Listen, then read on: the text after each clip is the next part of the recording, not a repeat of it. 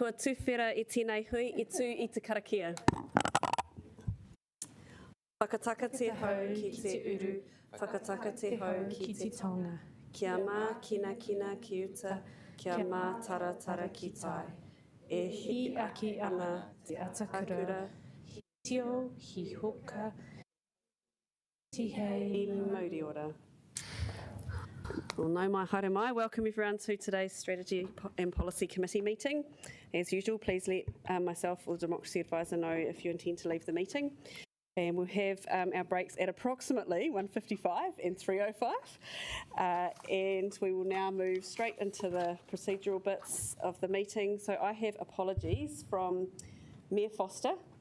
I had one for Councillor Rush being late, but he looks like he's there, so he's not late. Eating KFC, I understand. We're a bit jealous. And then we've got Councillor Wolfe possibly will be a bit late, stuck in traffic, and Councillor Calvert for a partial absence. Is there anyone else that I've missed? Just check if I've received any other texts. No, that's all the... Sorry, Chair, I might... Okay, so possible partial absence for Councillor O'Neill. Okay, so do I have a seconder for those absences? Councillor Fitzsimons, and we'll now vote on that.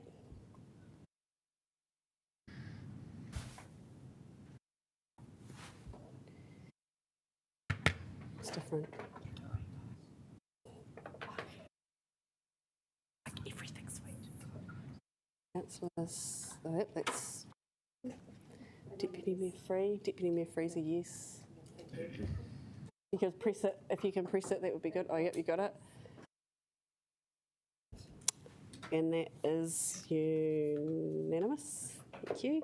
Are there any conflict of interest declarations, councillors? Confirmation of minutes. I move the motion that Strategy and Policy Committee approve the minutes of the Strategy and Policy Committee meeting held on 12th of November. Having been circulated, and they be taken as read and confirmed as an accurate record of that meeting. Do I have a seconder? Thank you, Councillor Foon. We will now put that motion to the vote.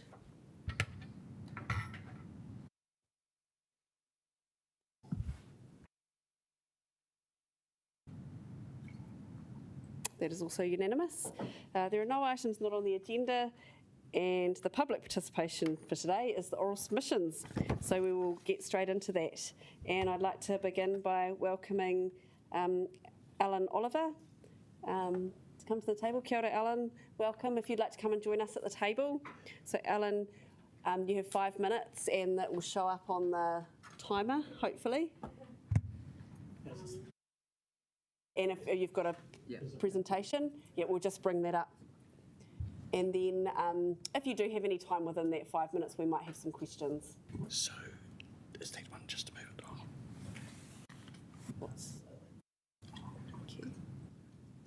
Okay. It's just coming up now.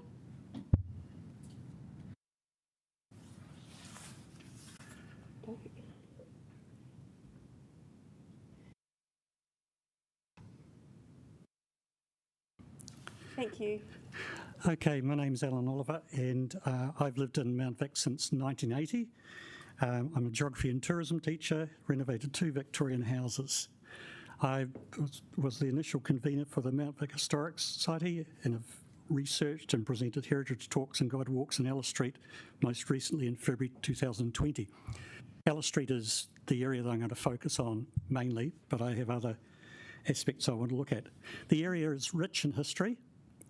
And you can see there a picture of Lower Ellis Street, and that is an area that, for example, at number 21, Edmund Platt, owner of Platt & Sons, a master plasterer who worked on the town hall, the old BNZ Centre, harbour builder offices. James Park lived at 23, he was a geologist, and he was the father of Sir Keith Park, the World War II RAF hero. And then it's the Luke family, who owned number 35 and 37. That's Samuel Luke and Sons, the foundry, and their son, engineer John Luke, married to Jacobina Luke, was an engineer but also mayor and a former mayor and MP. Later he was knighted for his work with the 1918 flu epidemic. So the area is rich in history beyond the architectural features. The photo there also illustrates part of the area that Michael Kelly researched as part of a recommended area for a heritage sub-area, and this was not included in the draft spatial plan. Not only did Michael Kelly support this area, but also the Basin Reserve Board of Inquiry said the area contributed significantly to the area of the basin. Over 50% of people who signed the Mount Vic petition opposed to the removal of the pre-1930s demolition clause came from Ellis Street, Patterson Street and Moyer Street in the survey that I did, and it got increasingly concerned as we moved closer to the 8-storey Moyer Street boundary with the central city. Now I'd like to just ask you to have a quick look at that photo again and compare it with the next one. This is Pyrie Street.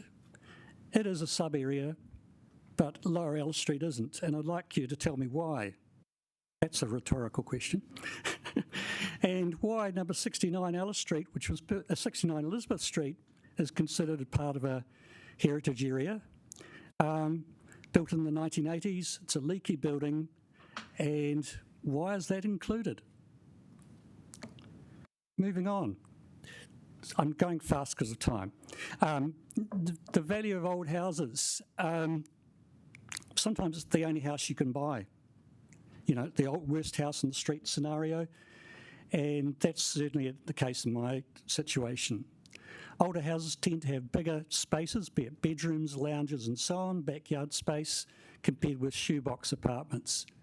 Surveys in Mount Victoria show that people do like the character areas, plus the sunlight that's on offer. And it's a great tourism feature too. People flock up into Mount Vic, take photos of streetscapes, old houses, etc. Old houses don't have to be mould and damp, and under the Healthy Homes legislation due for coming up in July next year, you've got to make the grade or you're in trouble. In fact, the older homes in some cases are probably, particularly rental homes, are probably in better condition than some of the other houses in Mount Vic. One way to make old houses damp is the lack of sunlight, and that concerns me with the perhaps a review of the sunlight recession planes and taller buildings. Remembering in Ellis Street and in many other areas, there are 6-metre frontages to these properties. So they're narrow sections, and if you have a high building alongside, it's going to be damp. I feel moving on to the next slide, the DSP is rather a blunt tool. We feel the figure of 80,000 is really high, but with COVID that could maybe subject to change. Certainly any new development that takes place in Mount Victoria will not be affordable, and I see I've just run out of time. Yeah. Just perhaps the last thing I can say is, we feel that Mount Victoria doesn't need to sacrifice its heritage. You can have new housing, and currently there is a number of houses being built which meets the projections of future growth and housing construction. And so you can have both together, but we feel there's a number of issues that I haven't got time to go through, but they're in my submission, and I'll leave it at that. Oh, kia ora, Alan. Sorry. Thank you. I know the time does go very fast, but we do have your submission, so that's very helpful. Okay, Thanks for taking the time to come and kōrero with us. I'd like to welcome now Anne Molyneux. Welcome, Anne. So as you can see, 5 minutes does fly by, but thank you for taking the time to come in and kōrero with us today. And so just to point out, the timer's up there. The timer is just up on the thing there if you're needing to see that. Thank you. Kia ora koutou, my name's Anne Molyneux. I'm a long-time Wellington ratepayer and formerly was a councillor on the Kapiti Coast District Council as well, so I know what it's like to be in your guys' shoes. You have got my submission, I'm assuming, so I just wanted to highlight some of the key points, which is first to say that I think it is great that the council is thinking about future growth and the way in which it would accommodate that. I would, however, suggest that it might be more pragmatic to undertake this at a regional level, with improvements to public transport infrastructure, transmission gully coming through, all of that sort of thing. I think if we look at it, take a regional perspective to the way that we're thinking about growth, that might enable us to reach some different conclusions than if we only look within particular area boundaries. My second comment is I agree 100% with your thoughts around incentivising growth within the CBD area. Particularly, we've seen over the last few years a lot more demand for apartment living within the CBD, and that seems to make an awful lot of sense because you're within walking distance of amenities and all of that sort of thing. I think there are opportunities for the council to do more to incentivise growth within the CBD.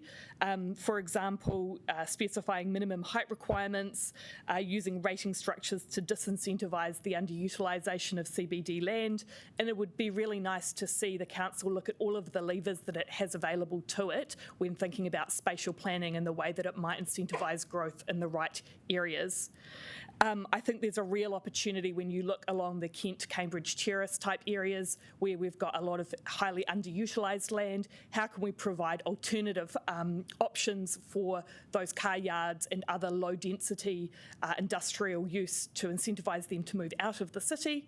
And how can we disincentivise developments like the townhouses being built on Taranaki Street at the moment? That's prime CBD land. That should not be built as medium density housing. That should be high density housing happening in that space. I have some comments that are particular to the heritage space, as I'm sure many of your submitters do. I live in Mount Victoria and so have a personal interest in that particular area.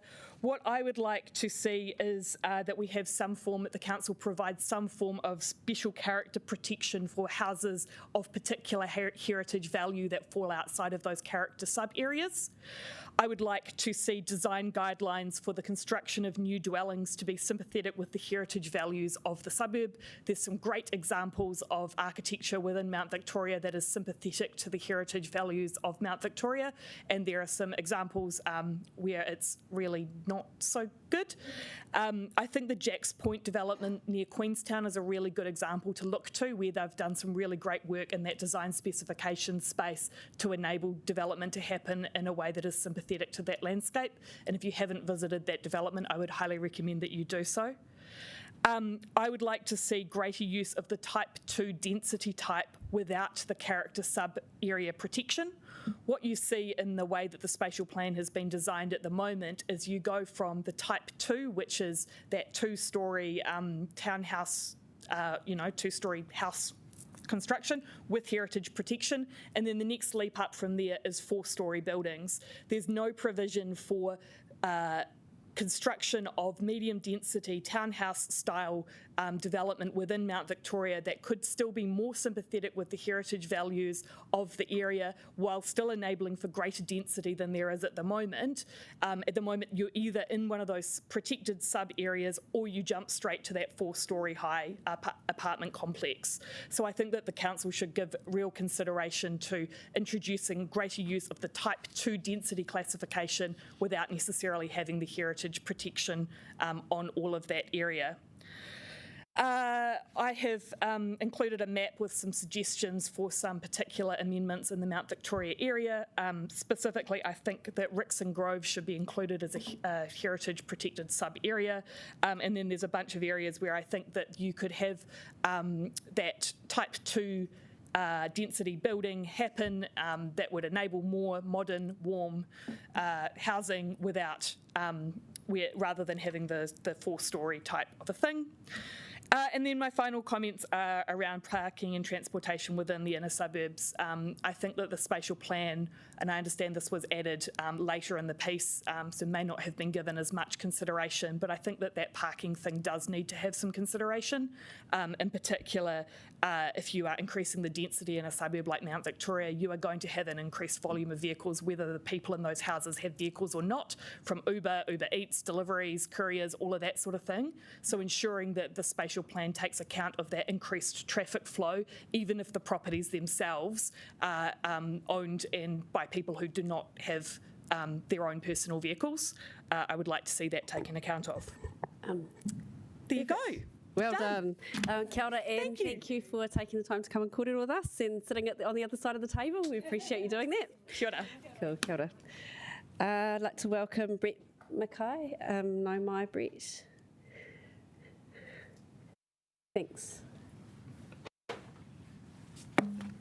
So yeah, 5 minutes does seem to go pretty fast, so Yes. we'll let you get underway, and if there is any time for questions, I'm sure councillors will have Good some. afternoon. Brett Mckay is my name. I'm a resident of Thorndon, lived there for 30 years. And I should confess at this stage I'm a card-carrying member of the Thorndon Society, but this submission was made in my name, so I'm presenting in that regard. I want to cut to the chase really and just comment on the conclusion of my submission, which was to work to have Thorndon declared a heritage area. That's the only way I can see to give what I believe is the necessary protections for Thorndon. The thing is that Thorndon has always been known as a heritage area. There's no sort of argument about that. You can see libraries of written material, the actions of locals and other things that have been done to protect the heritage of Thorndon. What I'm looking at, though, as I say, is to get it into the plan and the formal designation for heritage process. The momentum for sort of protecting Thorndon all began after the motorway pushed through in the late 60s, early 70s.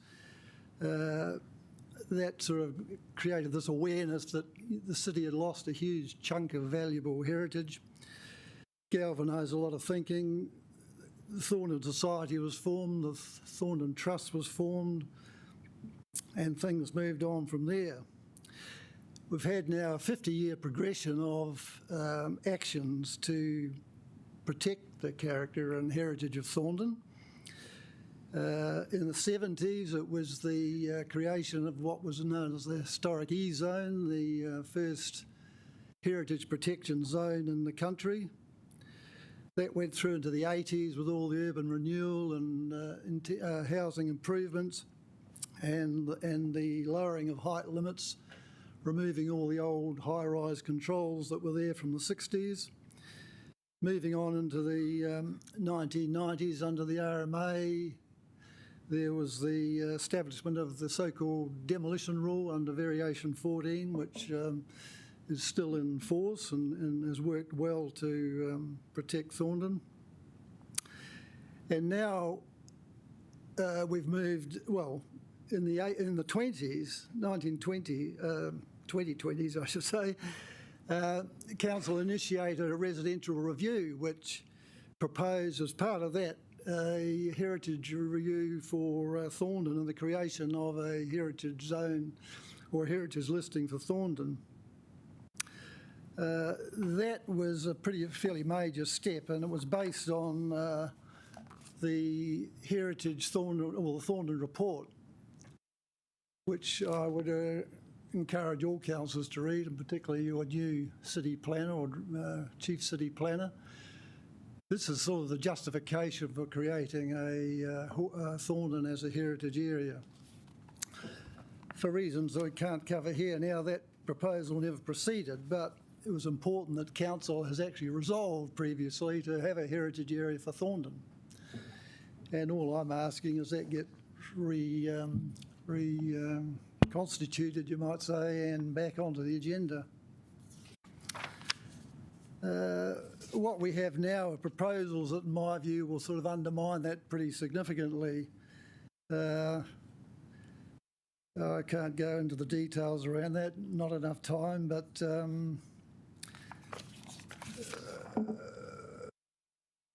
let's see what.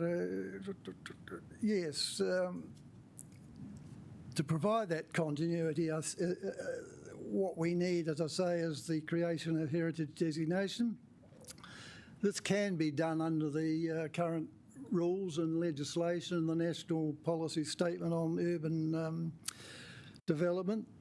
I bumped into Deputy Prime Minister Robinson prior to the elections on Tinakori Road. I put a few questions to him and he said, well, yes, the National Policy Statement now includes provision to protect historic heritage.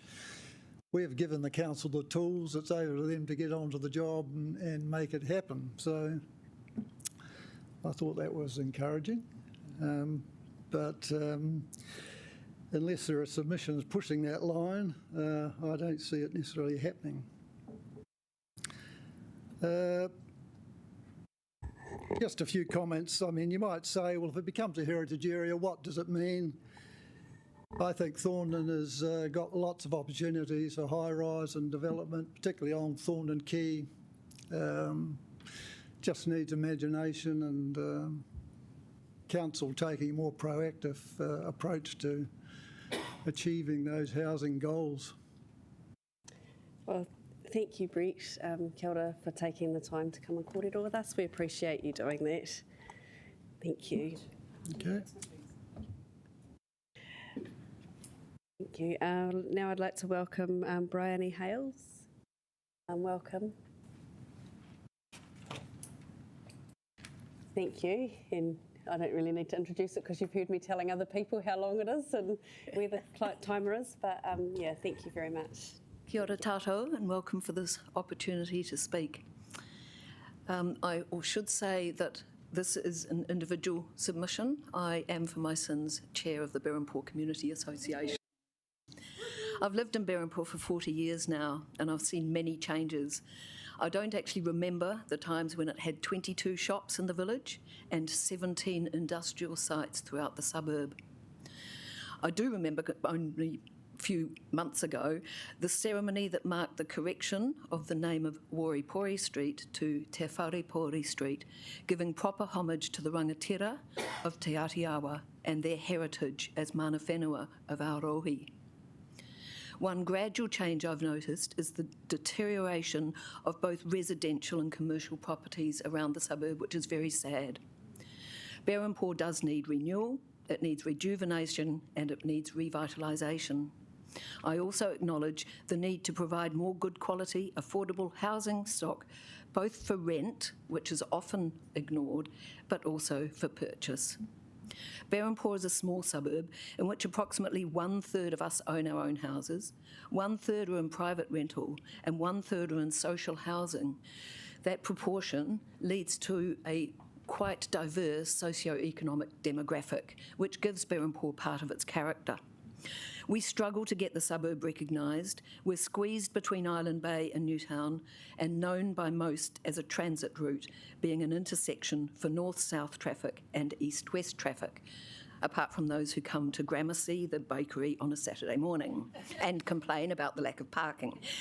My vision for Berempore is to be a distinctive, safe place where people live, work, walk, play sports, gather for social events, and go to childcare, kindergarten, and school safely.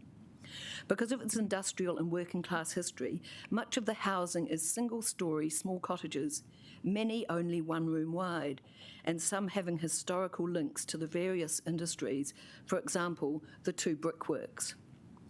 Scattered are the minority of larger villas, which are mainly two-storey pre-1930s, and the three-storey new apartment developments. Berempore has a distinctive character, as noted in the 2019 Boffa School Review. They reviewed 819 properties. 77% of those, which were mostly pre-1930s, were deemed to be primary or contributory to the suburb's character. At the moment, those pre-1930s are protected by the requiring consent to demolish. However, because of the eclectic architecture and building styles, there are few identifiable coherent street frontages, leading to very small areas being designated for protection under the proposed spatial plan. What sort of plan is it that simply replaces an albeit unsatisfactory blanket protection regulation with blanket deregulation, which allows, indeed encourages, up to 6-storey blocks to be pepper-potted throughout the suburb, completely at the whims and motives of private developers? The existing large apartment blocks, including those of social housing, stick out like ugly, sore thumbs. On the other hand, there are increasing numbers of sympathetically designed new builds of up to 3 stories, which enhance their surroundings and are not seen as a monolith in an environment of little and low. So, yes, Berhampore is a great place to live, welcomes new residents and provides amenities to a very diverse population. Yes, Wellington needs to plan well for an increasing population overall, but yes, to a planned, phased approach that recognises the history and the character of our little suburb that makes it a great place to live. Thank you. Kia ora, we have a pātai. We've got a question from Councillor Pennant. Kia ora, Bryony. Thank you very much for that very clear submission. So there's been a sort of a comment made that it's well-to-do people protecting their property rights in the character areas. Would you say that's your understanding of the community, and just given your comments you made about the makeup? Perhaps in terms of the people who make submissions and make comments in terms of submitting to the Wellington City Council, because those are the people who have the knowledge, the time, and perhaps English as a first language, which does help. But as a community, I think that certainly, for example, the Community Association has, as part of its ambit, is to recognise the strength that the social housing, which is a very high proportion, actually brings to Berhampore. Kia ora, we've got one more pātai from Councillor Matthews. Kia ora, Bryony. Do you think it's helpful or inclusive or welcoming of a community to describe other people's housing as ugly? Well, no, it's probably not helpful or community-based. However, when the blocks were designed, which is over a span of time, at least 2 of them turned out to be leaky homes and had to be repaired, and they do not fit with, they do not have design features which are compatible with the surrounding small and old houses. Thank you. Kia ora, Bryony. Thank you for taking the time to come in today. Appreciate that. No mai Christine McCarthy. Welcome, Christine. I thought there was someone else before me. There was, but they're not coming in, so sorry, that's good. Put you off, but thank you. Kia ora koutou. Thank you for this opportunity to speak to you. My submission proposes that the Council adopt a human rights underpinning to the spatial plan. And so that means key concepts like avoiding discrimination and avoiding inequity. This kaupapa, I think, is consistent with the plan's aim for Wellington to be a welcoming home for all. And its key focus on housing provision is also relevant. It's particularly relevant because adequate housing has been identified by the UN as a human right. Where housing is built is an important part of the adequacy of housing, especially as the spatial plan proposes to increase housing in areas that are highly vulnerable to natural disasters. And so the slide there, the blue is particularly vulnerable, and the coloured bits are the bits from the spatial plan. So you can see through Kilburnie, a little bit of Island Bay, a little bit down Newtown and Miramar. So those are places that are vulnerable to natural disasters, or they're high-risk areas. Now, if you overlay Auckland University's deprivation maps, that shows where there's a coincidence of high-risk hazard areas and where Wellington's most vulnerable citizens live. So these are the people who are less likely to be able to recover in a post-disaster context. Increasing houses where high disaster risk and social deprivation coexist, so especially in Kilburnie and Miramar, is to increase the number of people who will be at greatest risk and least able to recover in a disaster. The strategy taken in the more prosperous area of Thorndon, where there'll be no increase of housing along the fault line, is perhaps a better approach, but new space for housing found on safer ground would be better still. And those areas are identified in the Regional Council's combined hazard map. So the purple areas are really great, green's pretty good too. The yellow and orange, you don't really want to be there. The UN's right to adequate housing also includes its proximity to employment. This might challenge the spatial plan's intention to consolidate the central city's role as the employment and economic hub of the region. The high concentration of workplaces in the CBD makes land close to the CBD more valuable. So wealthier people are often located there, while poorer people bear the time and financial costs of longer commutes. And so the blue is people coming into town for work. Supporting more neighbourhood employment and working from home, for example, would also reduce commuting distance, result in more efficient use of buildings, enabling more of the CBD to become mixed-use and housing, and reduce commuter congestion with additional obvious sustainability benefits.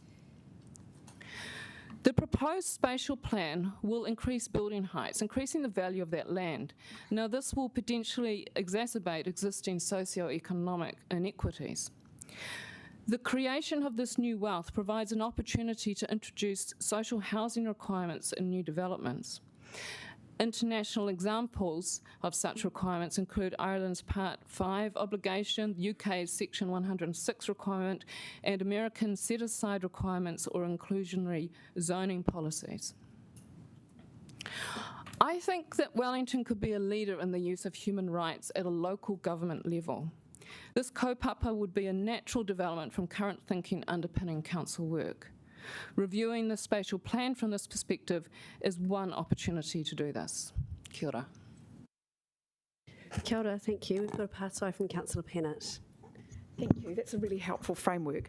Just wondering if you've done any thinking about the climate justice aspect. So we need more affordable housing, but there are plenty of parts of the city where that might be a little bit problematic over the next century. So how do you balance those two things? Oh, well, it's a balance, like all of those sorts of priorities, and obviously the sustainable development goals are actually underpinning that. You know, it's like seawater rise, flooding. We're going to have natural disasters are part of actually climate change. So they're not things that you can separate. So yeah, I'm not saying it's simple, but we do have maps that tell us. The biggest thing is actually how do you progressively shift where the housing is. I've got another pātai from Councillor Fitzsimons. Thanks, Christine, and you've done a lot of work for that. I'm very interested in your point around inclusionary zoning or requiring an element of social housing within developments.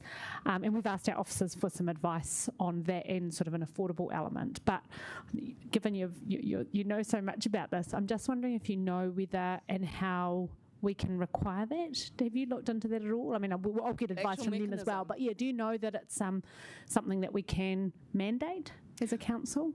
Oh, I see. Whether it's a government issue rather than... like, do we need to get the law changed in order to allow for it, or can we? Is it just a sort of? Do we have that, discretion or ability? One of the things that is happening in the UK, there's a debate at the moment as to whether they replace it with a greater development subsidy. So what they're doing is basically taking the money. Yeah. So there might be some. So there would be ways of doing it. The housing people there don't want that to change because when developers have not had to meet that requirement because the conversion of offices to housing was exempt from that. So there was a lot of that. Interesting. But yeah, so I guess it's a matter of how you capture that value. Yeah. And literally, people are going to get rich overnight. But you're saying incentivise social housing within developments. Well, yeah. If you can't require it, even. Well, I mean, you can charge. You've got developer contribution. Yeah. I was just thinking that. Basic thing. But basically, what I'm saying is that if you're going to give people more money, this is an opportunity to perhaps not give them so much. Kia ora, thank you.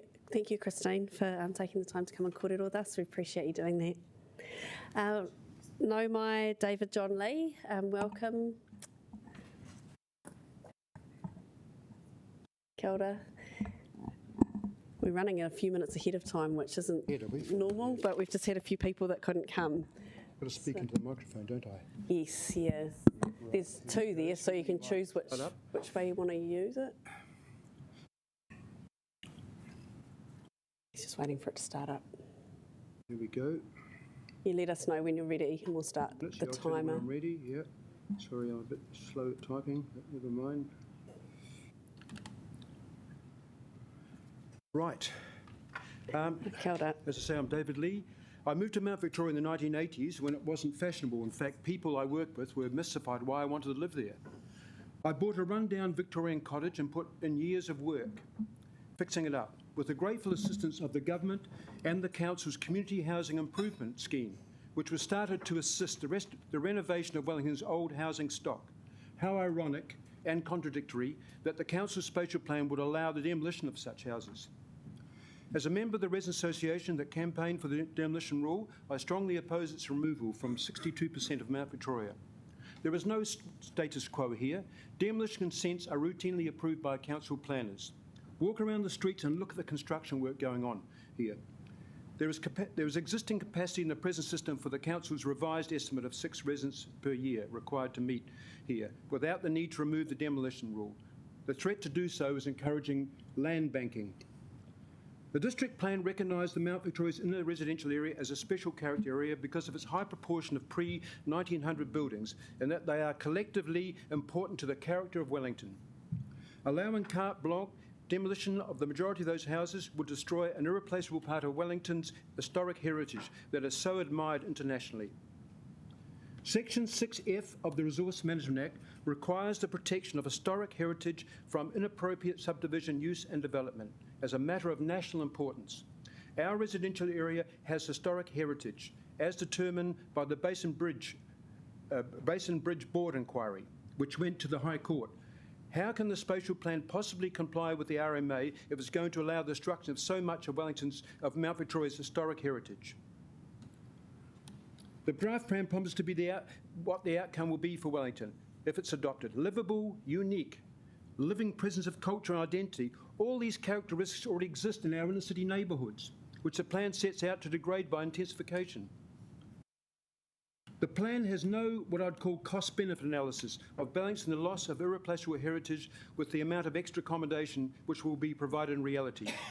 Demolition of a typical Edwardian house converted to flats, rented flats in Mount Victoria, will mean tenants will be given notice, and the new build certainly won't be affordable.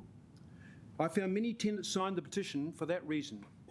And as has happened in Christchurch, many new rebuilds will end up as Airbnbs.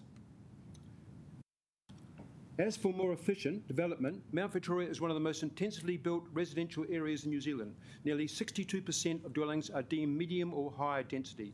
Excluding the town belt and the colleges, Mount Victoria has 74 persons per hectare. By comparison, Oriental Bay has 62 and Miramar 28. The type of buildings intended for intensification are far from being sensitive to character of Mount Victoria. Just 1 or 2 of them will ruin the streetscapes and rob neighbours of sunlight. The former planner, David Chick, promoted them, saying they were being built in the inner suburbs of Swedish cities. He failed to mention, of course, that they would never be allowed in the historic Gamla quarter of inner Stockholm, which is Mount Victoria's equivalent. These sort of buildings should be constructed in green space developments or outer suburbs. Incredibly, the plan is going to have up to 6-storey postmodernist buildings in the North Mount Victoria protection area. To allow this in the iconic scene of Wellington, which features in books, postcards, calendars, and overseas travel guides, and has inspired many paintings, would be an act of official vandalism, in my view. The plan wants Wellington to be a welcoming place for all. Yes, it's a nice sentiment, but cramming more people into the confining geography of Wellington won't make it more livable. Crowded cities never are. It strains credibility to have more affordable housing with a rising population. More demand in a place makes housing more expensive, not less. Wellington is a regional centre, so housing should be considered on a regional basis in cooperation with those other councils. The long-term social effects of COVID-19 should also be considered in the plan. Many people have had to work from home during lockdown, found they preferred to do it, and may not want to go back to working in central Wellington, freeing up more buildings for conversion to accommodation. The trend is starting overseas. Remote work is giving people flexibility in where they can live and have affordable housing. With such uncertainties about COVID-19, this is not a good time to lock in a plan for 30 years. As the capital city, Wellington especially needs to retain its irreplaceable architectural heritage that reflects the country's history. Most of the heritage buildings in the CBD have sadly gone. The inner city residential areas contain Wellington's last large collection of them. They shouldn't be destroyed on the basis of debatable assumptions about the future. It has been said that 7 times more land has been earmarked for intensification than even planners think is necessary, because they think uptake will be patchy. This plan is a blunt, pro-developer instrument. More creative thinking is needed in planning for the future, otherwise Wellington will end up looking like a city of everywhere and nowhere. Thank you. Thank you. It's come to the end of the 5 minutes. It does zoom along, doesn't it? Yeah. Even with my too fast speaking, I'm sorry if I spoke too quickly. You did very well. You were very efficient. Thank you, David, for taking the time to come and speak with us this afternoon. What's that? Thank you. So now I'd like to welcome Dean Raymond from Heritage New Zealand Pohere Taonga. And I can see that Dean has some other people coming with him, which is great. Welcome. Thank you. Okay, so you have 10 minutes because you're an organisation, and there quite likely will be some questions. So if you do have a little bit of time, that'd be awesome. Tēnā koutou katoa. I'll let our Director Jamie introduce us, and then I'll take it from there. Tēnā koutou. Jamie Jacobs, I'm the Centre Region Director. Alison Dangerfield is the area manager, is one of the area managers in the Centre Region. Dean, of course, is our planner, so we really appreciate being able to speak in person about our submission. Yep. Okay, so let's get this going. Okay, so yeah, thanks again for the opportunity. We really appreciate the chance to make a submission and to be here to answer any questions also. Just acknowledging that the spatial plan is acknowledging the policy direction of a national policy statement for urban development that requires intensification of areas in proximity to commercial centres and transport hubs. So it seems the spatial plan has been developed to align with this policy direction. Growth facilitated through the spatial plan approach will not be concentrated in any particular areas, but will be across all of Wellington, in the central city, in the inner suburbs, and also the outer suburbs. The development of new housing in each of these areas would not progress in a planned or coordinated manner, but would rather depend on the availability of properties and the whims of developers. In our view, this approach could be described as scattergun. It's likely to lead to a patchwork of higher density housing interspersed throughout the low density townscape and a disjointed urban landscape. It would be better to concentrate higher density in certain areas and earmark these areas for growth, and then in the future look for other growth areas.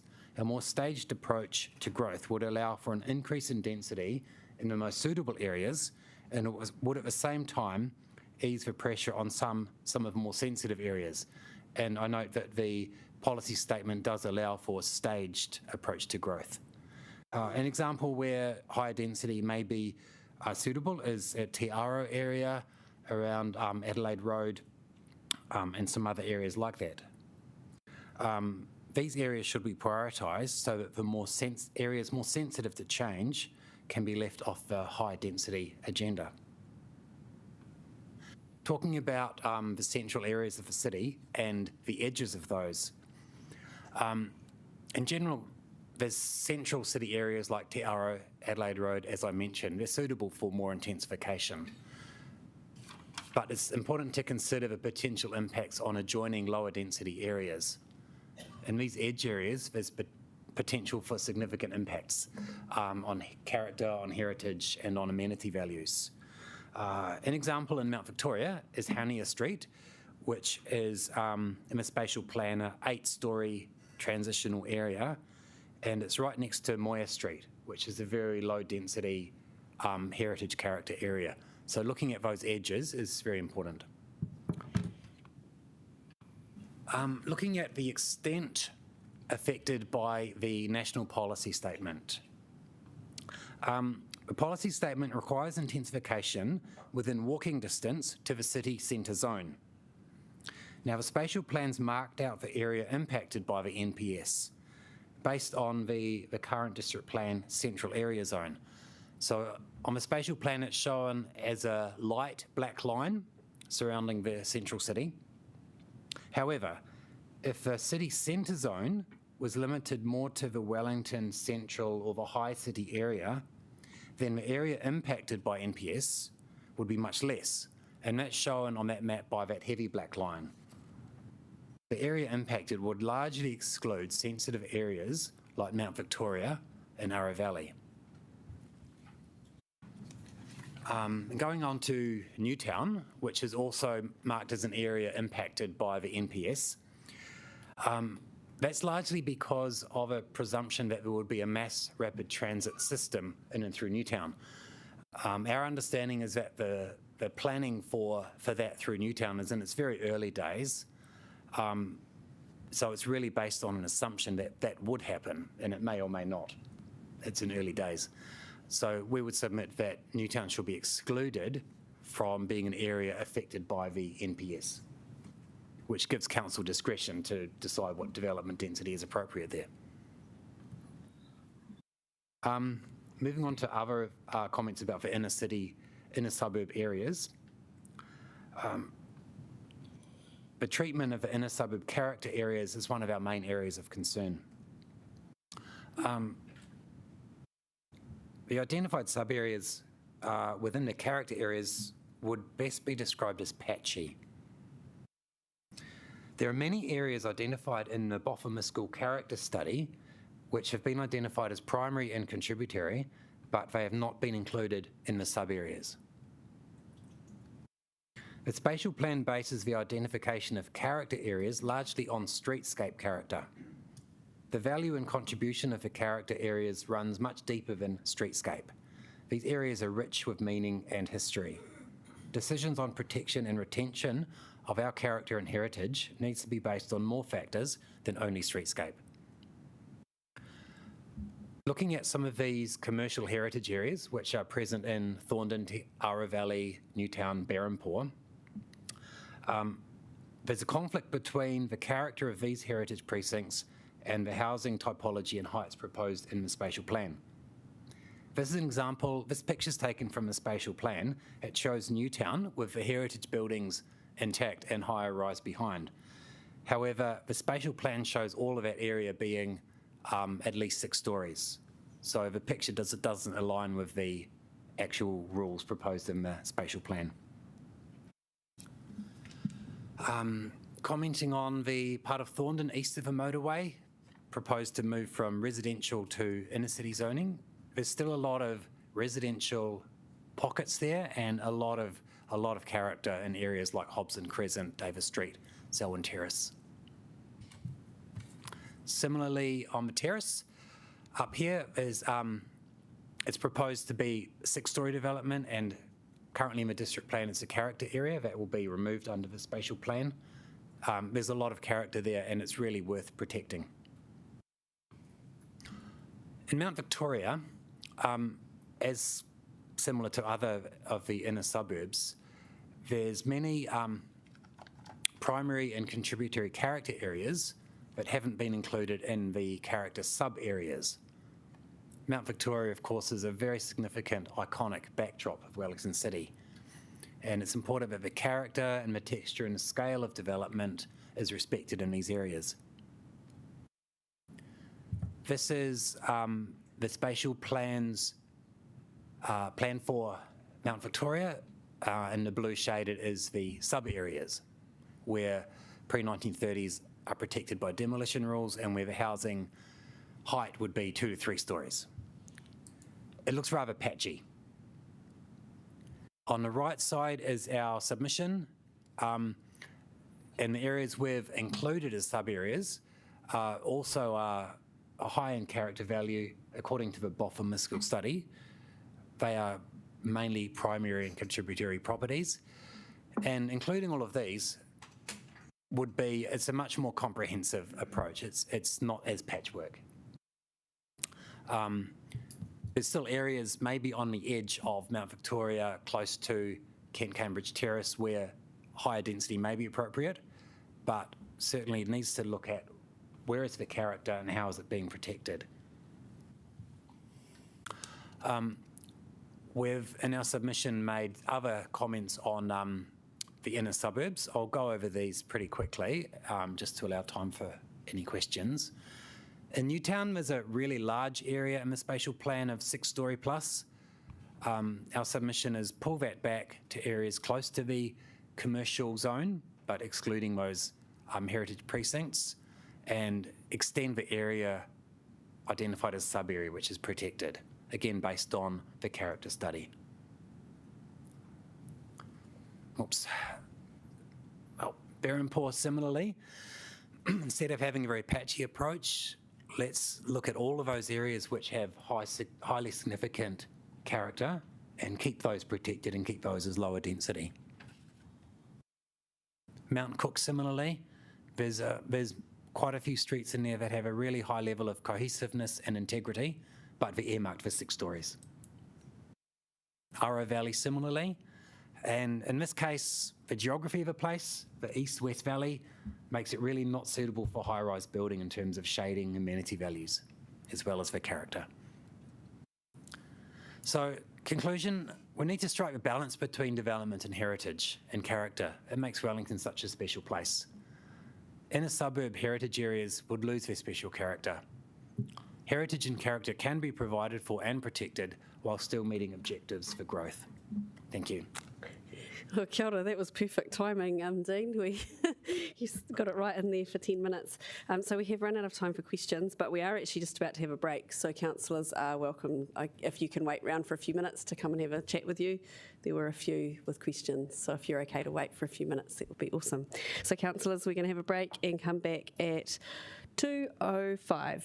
So we've got about 15 minutes there. Kia ora.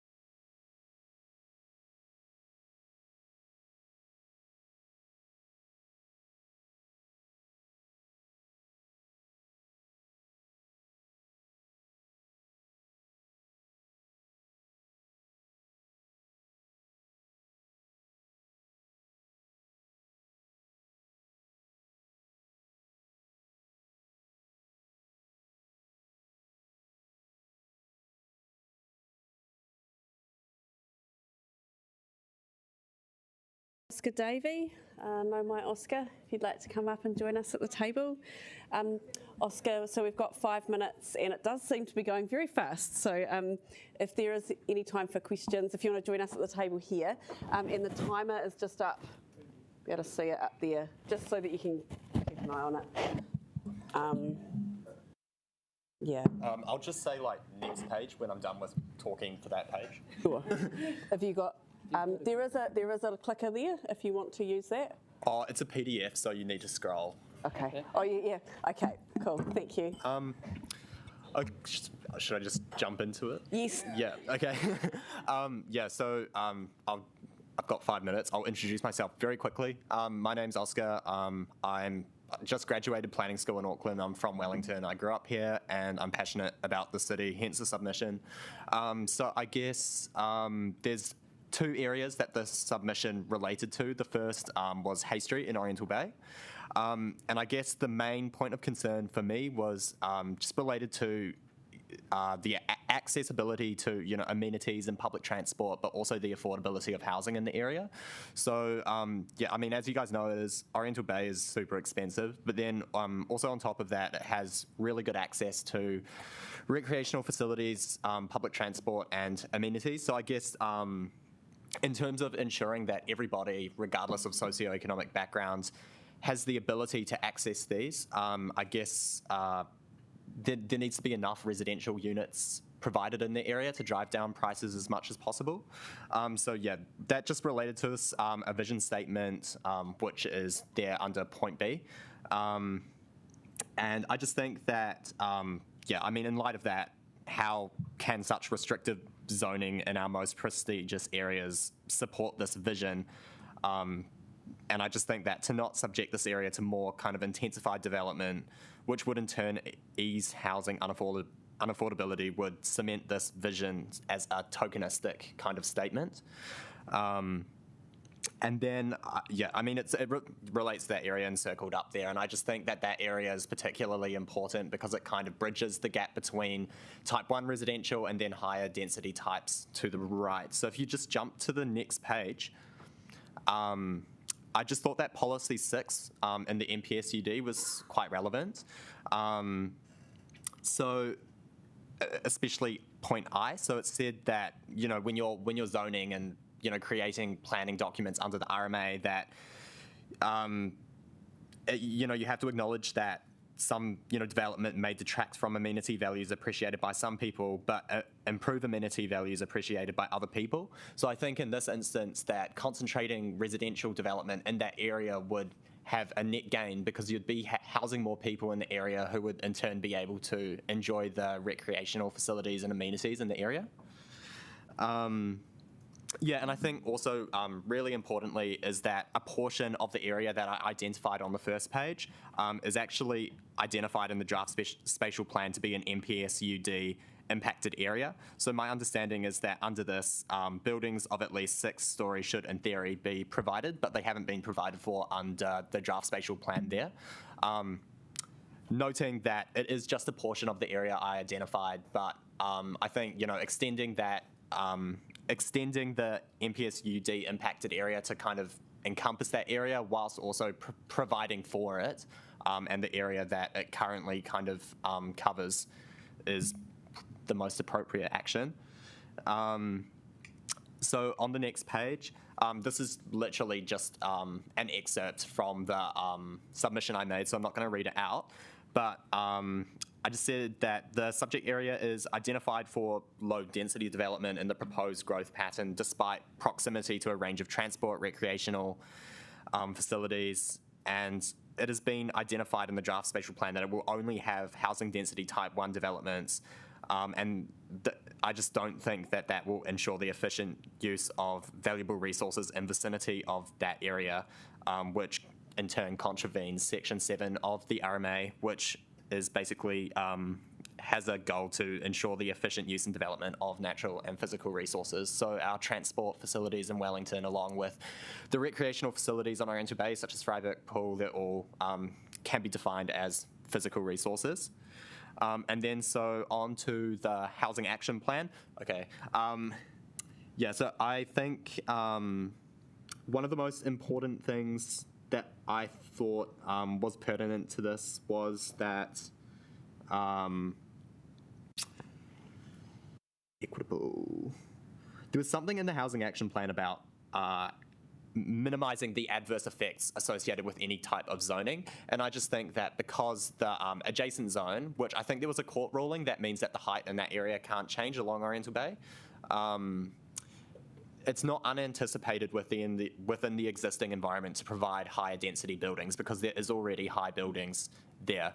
So I think that it almost appeared as if there was maybe like a little bit of apprehension because I feel like citizens who live in that area have the resources to go take council to court and challenge any kind of proposed zoning that's going to decrease the value of their houses. Yeah, and the next one was the Strathmore Neighbourhood Centre.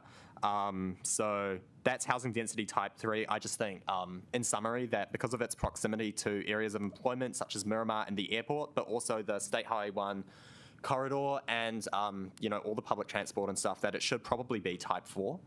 And yeah, I did also bring paper copies of the presentation that I made, which I can give you guys. That'd be great. So you can give it, if you give those to Democracy Services, so you can hand it to Donna afterwards.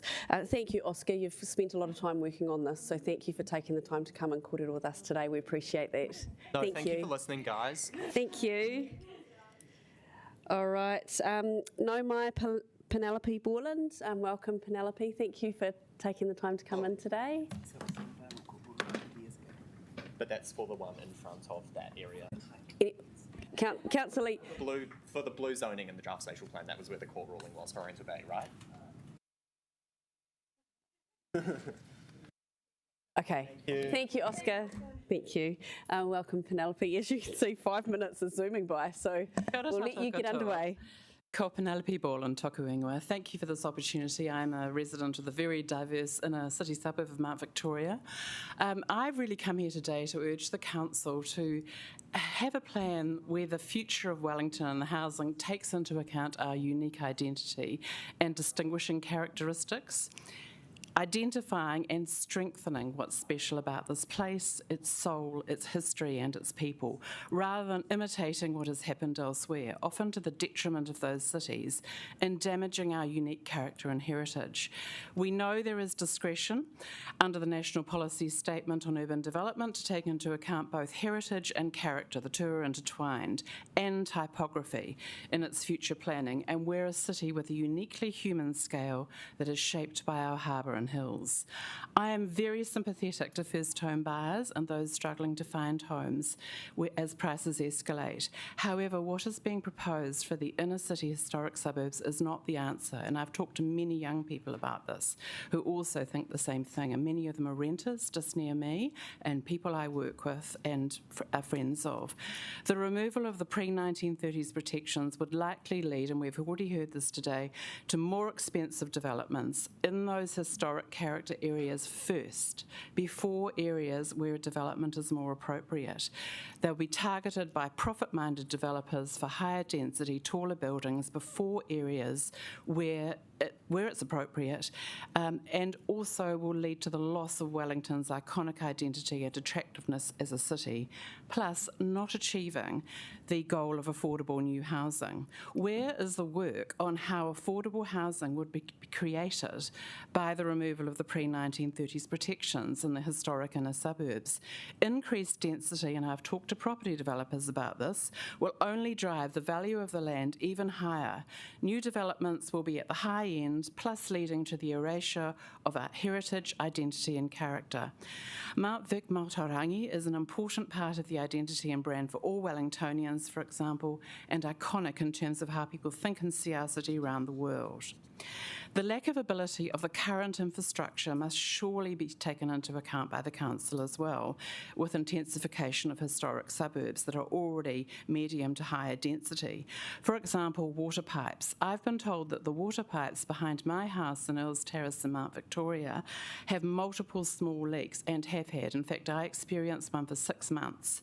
And so what I urge the council to do is build new developments, allow for new developments where it's easier to upgrade upgrade the existing infrastructure or put in new infrastructure, concentrate areas of higher-rise development together where semi-industrial commercial land is underutilised, and repurposing office blocks and along transport corridors.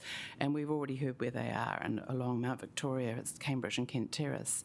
So Wellington is a city of scale, and the random location of taller buildings amongst 1 to 2 storey character houses will create environmental problems and reduce quality of life, taking away neighbours' sun, outlook, and making them cold, creating wind tunnels, and leading to a domino effect of wooden houses making way for higher developments. Yes, there can be some, and of course there can be some increased density in the inner city suburbs with quality, design, scale and a height that takes into account neighbours and the streetscape. I'm a former new apartment dweller. I was in an apartment for 15 years and no time to go into, but just to say I know what it's like to live in both. Even if I was still an apartment dweller on the 5th floor of my previous apartment, I would be very concerned about the spatial plan because of the loss of character, heritage and special identity of Wellington. So I urge the Council to retain the pre-1930s protections for historic inner suburbs like Mount Vic, but make it easier to alter or replace pre-1930s houses that are substandard or unhealthy, and repurpose those that can be where appropriate into a smaller number of dwellings. Just to end with, where I live in Earls Terrace is 1 house away from the sub-character area in Vogel Street, pedestrian street. There are houses there that are owned by one landlord, largely rented out to students. Well, not well maintained, shall we say, but, you know, where I live, all the houses are 1895 up to 1920s and down into Hawker and then down into Roxburgh, and yet none of them would have protection. So there's a real disconnect as well, as we've heard before about that.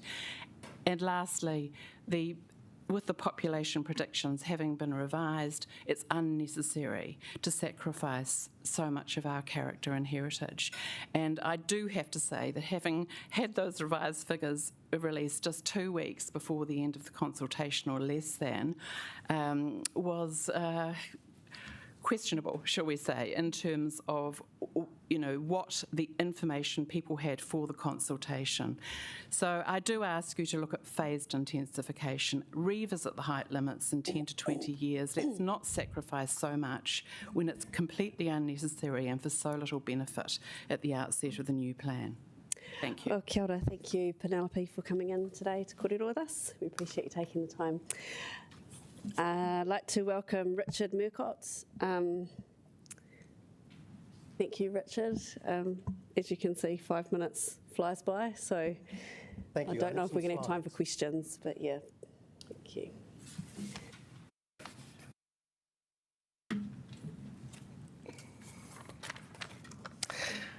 Thank you very much, councillors. There are just 2 messages I'd like to deliver this afternoon. If it ain't broke, don't fix it, and the draft spatial plan is a blunt instrument. There's ample evidence in the neck of my woods, which is Hobson Street in Thorndon. The plan delivers a charming, open, residential environment which enhances the city. But also, the plan is flawed because I've found several data errors in it, and also its scope is not comprehensive enough, and I'll go on to explain. Next slide, how do I do that? Just to illustrate, that's what family-oriented dwellings look like in my vicinity of Thorndon. And also, I want to highlight that average lot size is about 300 square metres. That's our version of intensification. Designed for families and also part of the heritage trail, as you can see there on the slide. Oops. Next slide. On the spatial plan, we get this particular view. A big splotch of pink on the draft spatial plan represents land use. Why propose to rezone all of this from inner residential to central city? That's the big question on my mind. And if you have a look at it again, when I add where in my precinct is those yellow areas, is the actual extent of the residents, as I showed you photographs of before. Look, the whole thing doesn't resonate at all. It makes no sense. adding our residences and 5 schools into central city. As you can see, there's 2 more schools that I haven't got shown on that slide there, St Mary's and the other primary school. And that's why I'm thinking, if it ain't broke, why fix it? Now, this slide starts to highlight some of the errors I discovered, and I drilled down into some of the maps.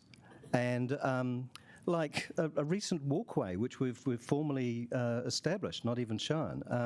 The lot sizes are not correct in my particular area. Errors about the designations of the garaging and so on. Building age not correct. Really fundamental data errors in an evidence-based plan for planning purposes isn't good enough.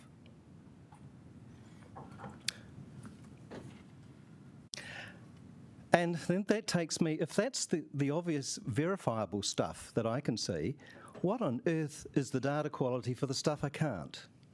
And that takes me to the whole issue of infrastructure and how important that is. Quite frankly, map-based approaches are flawed representations of reality. They're years out of date, and it's not good enough for a strategic, really robust future view. We really need to make a strategic investment for our city tomorrow. It would be radically transformed if we could manage it in a really modern way. Manage and plan the city from a real-time digital model.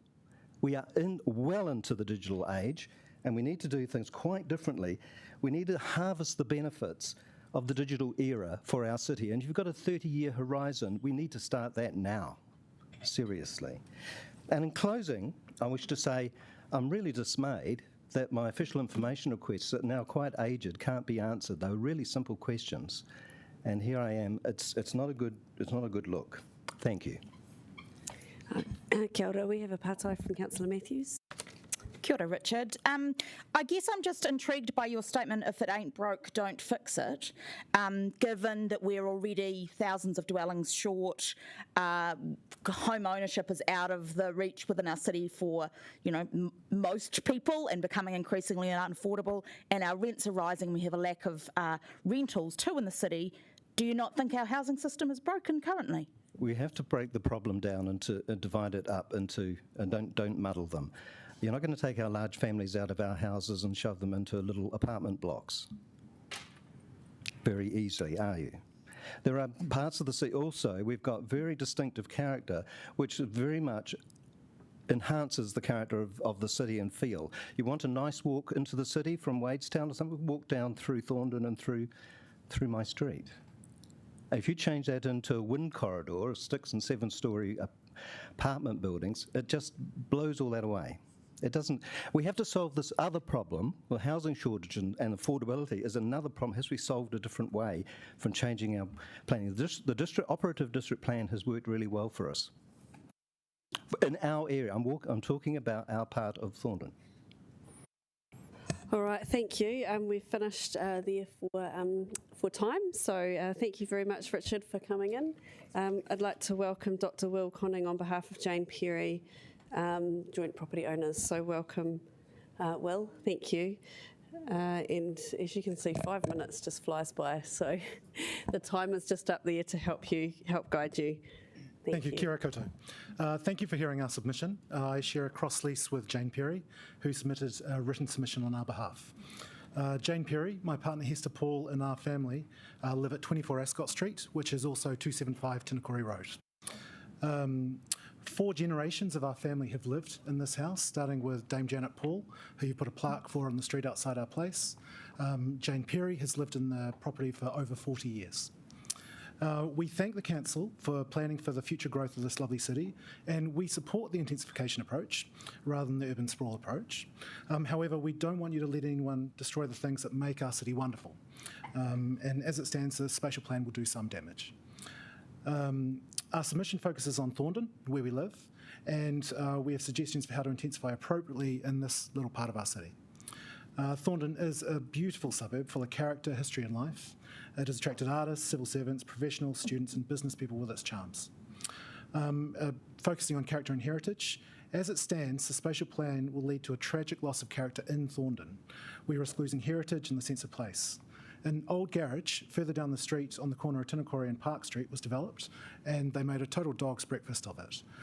It is powder-coated cut metal sort of balustrades and things and supporting plants, and it looks horrible. And that's been approved and come through the council. So you can see why we're concerned as to what could happen sort of in other places in the suburb. You need to protect the existing buildings in the zones marked with new height limits. These buildings are part of the heritage and character of Thorndon and especially important in the main village zone. Changing the scale of development here would drastically alter the character of the area. Protecting special treasured pockets of our city is important, and allowing modern developments out of scale and style with the surrounding buildings will ruin this. In terms of parking, we've got 3 kids who are all in car seats and no off-street parking. And so carrying the smallest one and the bigger one school bags, the 2 blocks to our house sort of after we've picked them up from school is hard. Doing that, carrying the smaller one and carrying groceries is harder still. We notice every new car that comes into the neighbourhood, very much so because we just are parking that little bit further away. So this kind of intensification has some concerns for us as to how parking will be managed. Noise, yeah, it's a lovely quiet area. We've peaceful, full of birds. Privacy, our property is at the top of the ridge behind the Shepherd's Arms pub, and we've got incredible privacy. If you allow the car park, which is designated as 3 to 4 zones, to grow to that height, the top story or the top 2 stories will be looking straight into our bedrooms. Right to light, so Dame Janet Paul's old artist studio, which looks over to Ahumairangi, and it's bathed in light, would lose its light and be looking into a wall or looking into windows. There's also weird sort of quirks like, following on from the previous one, blunt erroneous boundaries. So the pub had an old gold mine that sort of cut into where our property is. So there's sort of a dog leg of extra property that's zoned as 4 stories that is actually at the top of the hill, which would be fast cool to sort of build something that high right along the ridge. And over-intensification. So someone has thought it's okay to propose to build at the bottom of the ridge to the same height as the buildings at the top of the bridge so that they'd be flat, which seems unnecessary. So ideally, we love where we are, so we'd like nothing to change, but the city is growing and we have to make tough choices. So we propose to limit the development of the area below us to 3 stories max, to retain the existing buildings on the sites to preserve character and to keep their current heights. And I'd suggest for the council to provide no right to residence parking for any new developments in the area, because there's already so few parks. Furthermore, we propose that all development plans require approval from a conservation architect to avoid further mistakes like the one down from the old garage. So on behalf of Jane, Hester, our kids and myself, thank you all very much for your time. Kia ora, thank you very much. Are there any Pātai councillors? No, thank you, you're very clear. Thank you very much, Will. Appreciate you taking the time to come in. All right, I'd like to welcome James Fraser from We Are Newtown. Kia ora, James. Kia ora. So James, you've got 10 minutes and there likely will be some questions, so thank you. Okay. Kia ora. Thank you for the opportunity to speak today. On August the 17th this year, a date that will live for me in infamy, I attended a regular Newtown Residents Association meeting by Zoom. Our Southern Ward councillors were there along with Councillor Pannett to explain the new draft spatial plan. It was my personal first introduction to the details of the plan via a foggy Zoom platform, and my enduring memory of that meeting was the planner's visualisation of tall buildings rising up at random throughout Newtown with a street plan showing that most of Newtown and Berrimpool would lose its current protection and half of our streets were coloured purple for type 4 housing that insists any new development be at least 6 stories high. Is this a nightmare? This cannot be happening. A sleepless night followed. An alert went out with a link to the draft spatial plan to our Owen Street WhatsApp group and a meeting hastily arranged for the following Sunday in Carrera Park. 30 plus souls turned up with a similar sense of alarm and disbelief at what these proposals are. What have we done to deserve this? Angry and worried, we agreed to call our group We Are Newtown to urgently spread the word and to fight this plan, which would condemn our homes and gardens to shady, cold, damp wind tunnels. Yet again, Newtown under these current plans is being dumped on by a lazy and short-sighted planning department. History repeating itself. Zoning changes in Newtown in the 50s and 60s allowed, sadly, huge amount of our housing to be turned light industrial, polytechnic expansion, and into hospital car parking.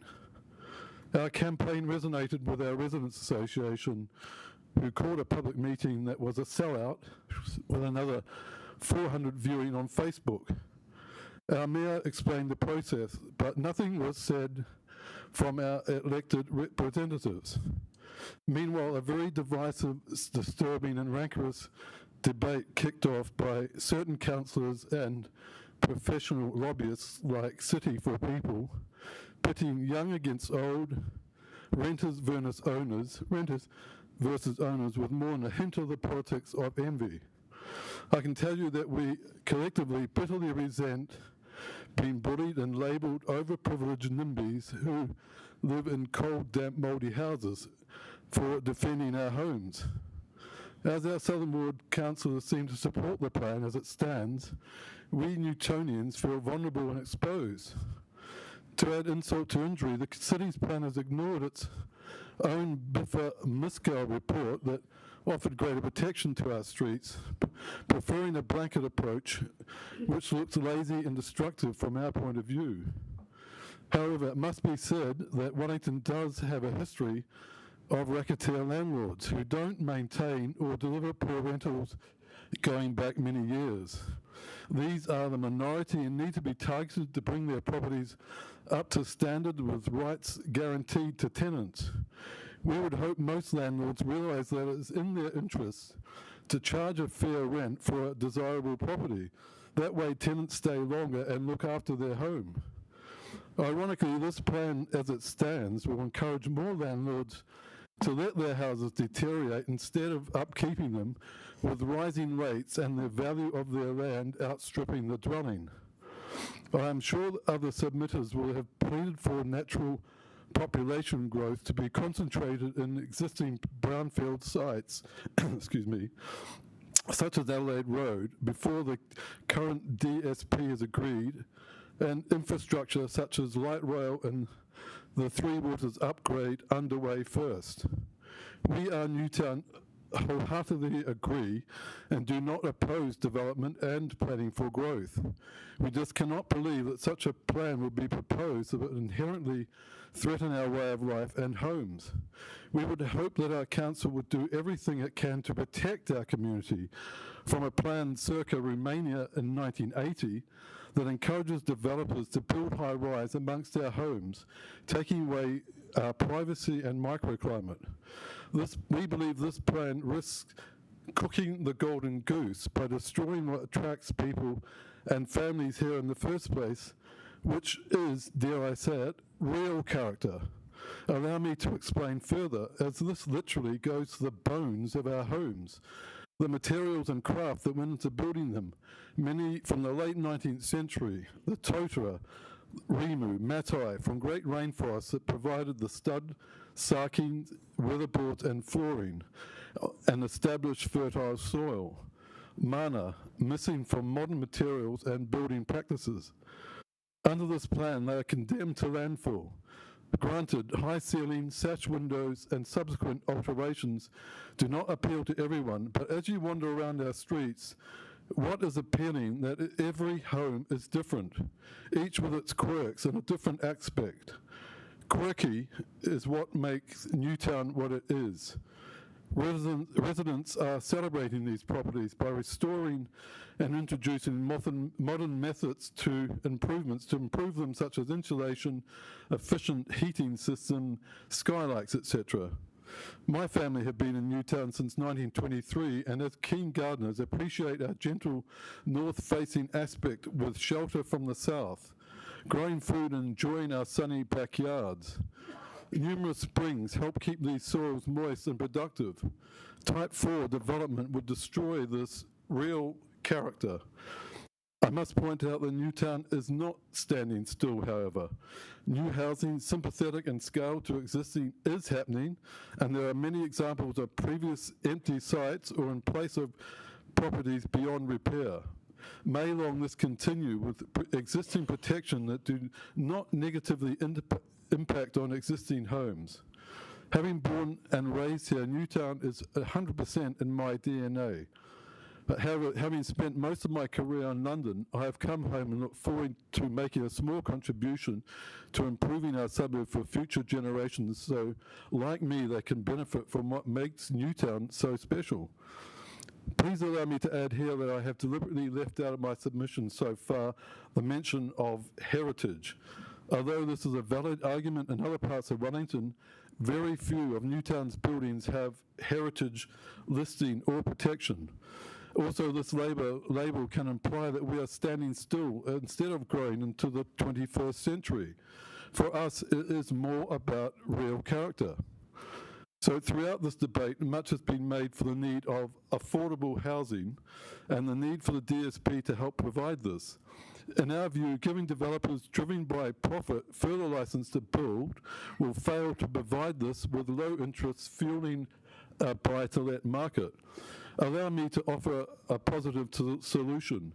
Place a mechanism within your plan to encourage not-for-profit models of development, such as housing associations, housing cooperatives, and co-housing that can emerge from within the community.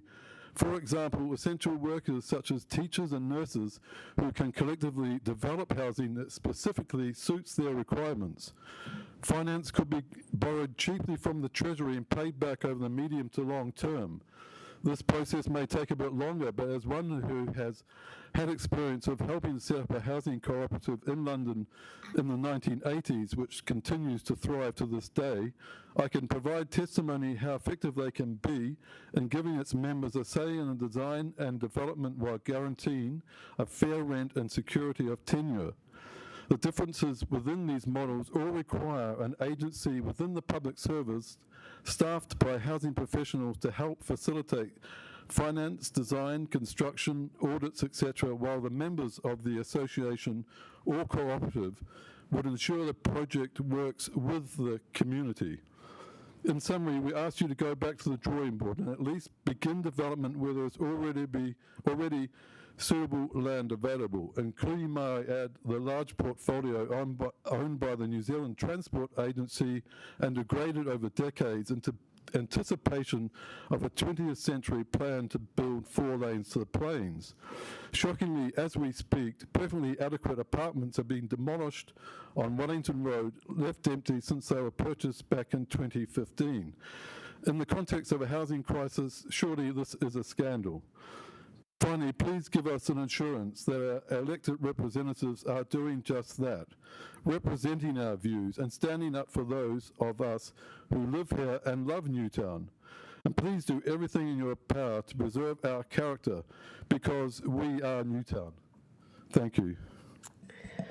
Well, kia ora. Thank you, James, for taking the time to come in. You've managed to use up the 10 minutes and we don't have time for questions, but Okay. thank you for coming in. Thank Kia you. ora.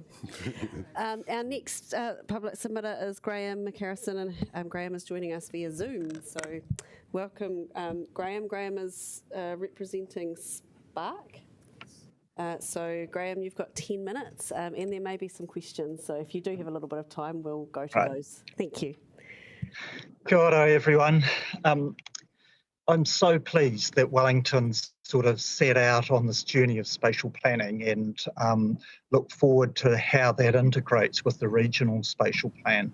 So the focus of Spark's submission is around the role of telecommunications. And so when I opened up the spatial plan, I wasn't surprised to see that we were not really recognised as critical, in fact, hardly even mentioned at all. I can't even remember one place where we were, even though infrastructure is talked about, and the focus has been on, and rightly so, the big government and local government infrastructure, so roads, water, obviously the national grid and so forth. So our submission is about reminding all of us about the critical role of telecommunications. And as we densify a city and create and look forward to the future, then telecommunications needs to be integrated into that development, because the traditional way of retrospectively fitting telecommunications into new development and not planning for it from day one, including how it's going to be funded, as is now required under the new National Policy Statement for Urban Development, which has raised our profile and rights to be around the table. So our submission point is, it's a reminder telecommunications is critical. COVID's proved that, and we've had dramatic transformational change in terms of the acceptance of that.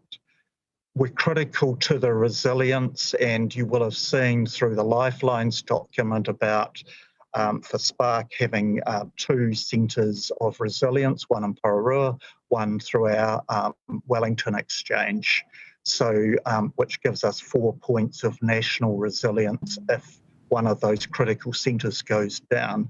And then, while we've supported the spatial plan and as a company would have a preference toward intensification, we're not commenting about the form of that.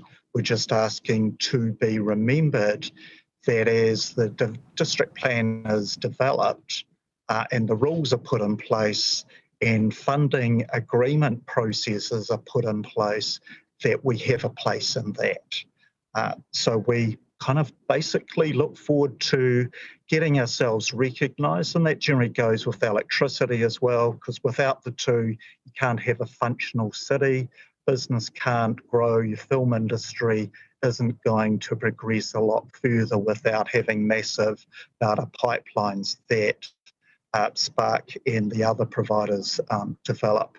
So yeah, talk to us early, get us around the table, and we have some interesting insights into spatial planning.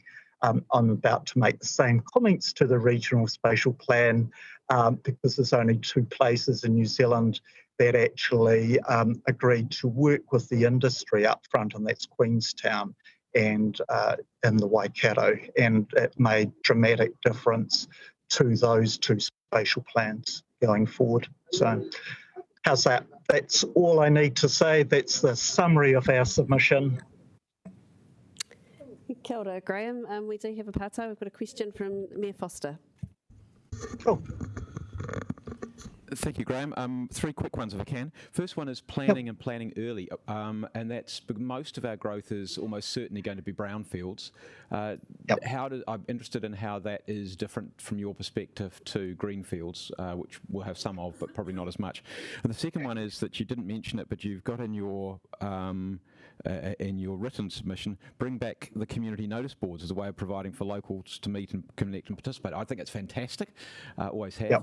So I'd be really interested in what your thinking is there and how we might be able to partner in doing that. And the final bit is, you obviously, well, I assume you're familiar with our existing district plan, which, while we haven't mentioned telecommunications in this part of the conversation, we certainly have a utilities component of our existing district plan, and I would imagine we'll have something. Certainly a reference to utility somewhere. Yep. So dealing with the last point, certainly the infrastructure group, which I generally coordinate around New Zealand, we've been together with Council as part of the planning for the new infrastructure chapter, which then, so that brings a collective voice to everybody because we all do integrate. So yes, and Wellington City is a leading local government organisation in the digital space around digital planning, the modelling that you're doing and so forth. So you are already ahead of most parts of New Zealand about how your people go about it, and it's with world-leading technology, visualisation of the issues. If you look at your resilience flooding stuff, it is just totally cool, which from my point of view around the community notice board, I personally quite like the physical notice boards because people can walk past those. And I mean, COVID, I think a lot more of New Zealand is walking. So that visual notice board, but also the use of digital notice boards. And if you think about some of the earlier speakers about linking up with those community groups to utilise a mixture of notice boards to get key messages kind of out. And I think as technology, and I'll bring up 5G, we can look to visualise that in a kind of different way. So yes, we'd be really interested in working with your people to do that. And then brownfields, the issue is one that as we densify the city, that generally means going up. And so we have a number of sites that will get blocked out by new buildings. And so we need to manage our RF compliance risk and then find new locations. And so for us, what we'll be pushing for on taller buildings, even residential ones, if there's going to be no roof gardens, then to have assets on top of those that might go through traditional height planes maybe, so that you maximise the residential building capacity so you don't need a greater footprint just because of us, things like that, basically. Yeah, greenfields is simpler because you can just waste land and do that. Brownfields, we just need to be all around the table like you are and think it through early, basically. Thank you, Graeme. Councillor Pennant. Thanks, Graeme. That leads really nicely into my question, just around amenity values of your cell phone towers. Everyone loves their cell phone, of course, but the amenity values of those towers are a little bit tricky. So I guess, look, is there any way that you can see in the future that we won't need them? Technology will develop. And how do you think that we can mitigate the visual impact of them as well? Thank you.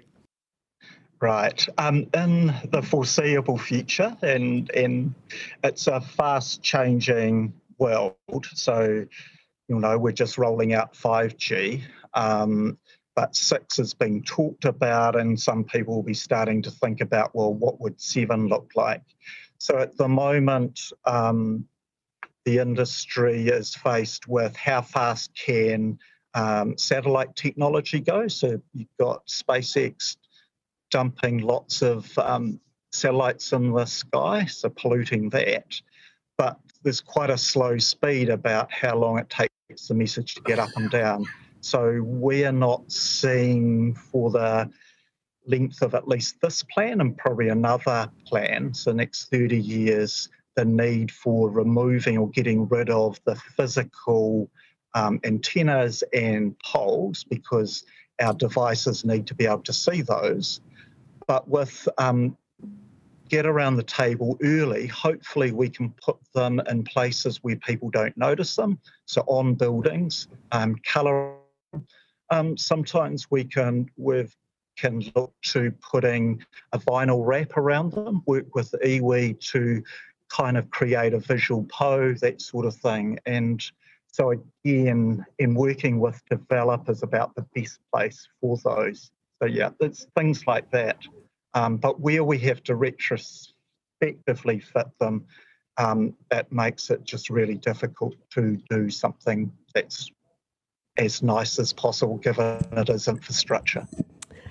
Well, kia ora, Graeme. Thank you very much for answering our pātai. We appreciate you taking the time to come and kōrero with us today. Thank you. Oh, thank you very much. Kia ora. I'd like to welcome Ian Turk from Nile, Crofton Downs Residents Association. Welcome, Ian.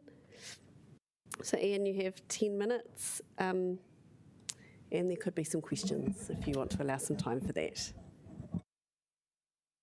Page 135, yeah. Thank you. Tēnā koutou katoa, thank you. My name's Ian Turk. I'm chairman of the Nile Crofton Downs Residents Association. The Johnsonville line runs the length of the suburbs that we cover, so the draft spatial plan will have a significant impact on both Nile and Crofton Downs. The essence of the submission by Nile Crofton Downs is that given the external influences that we have around us, we think pretty much that council is where it should be or could be with the spatial plan as a high-level document.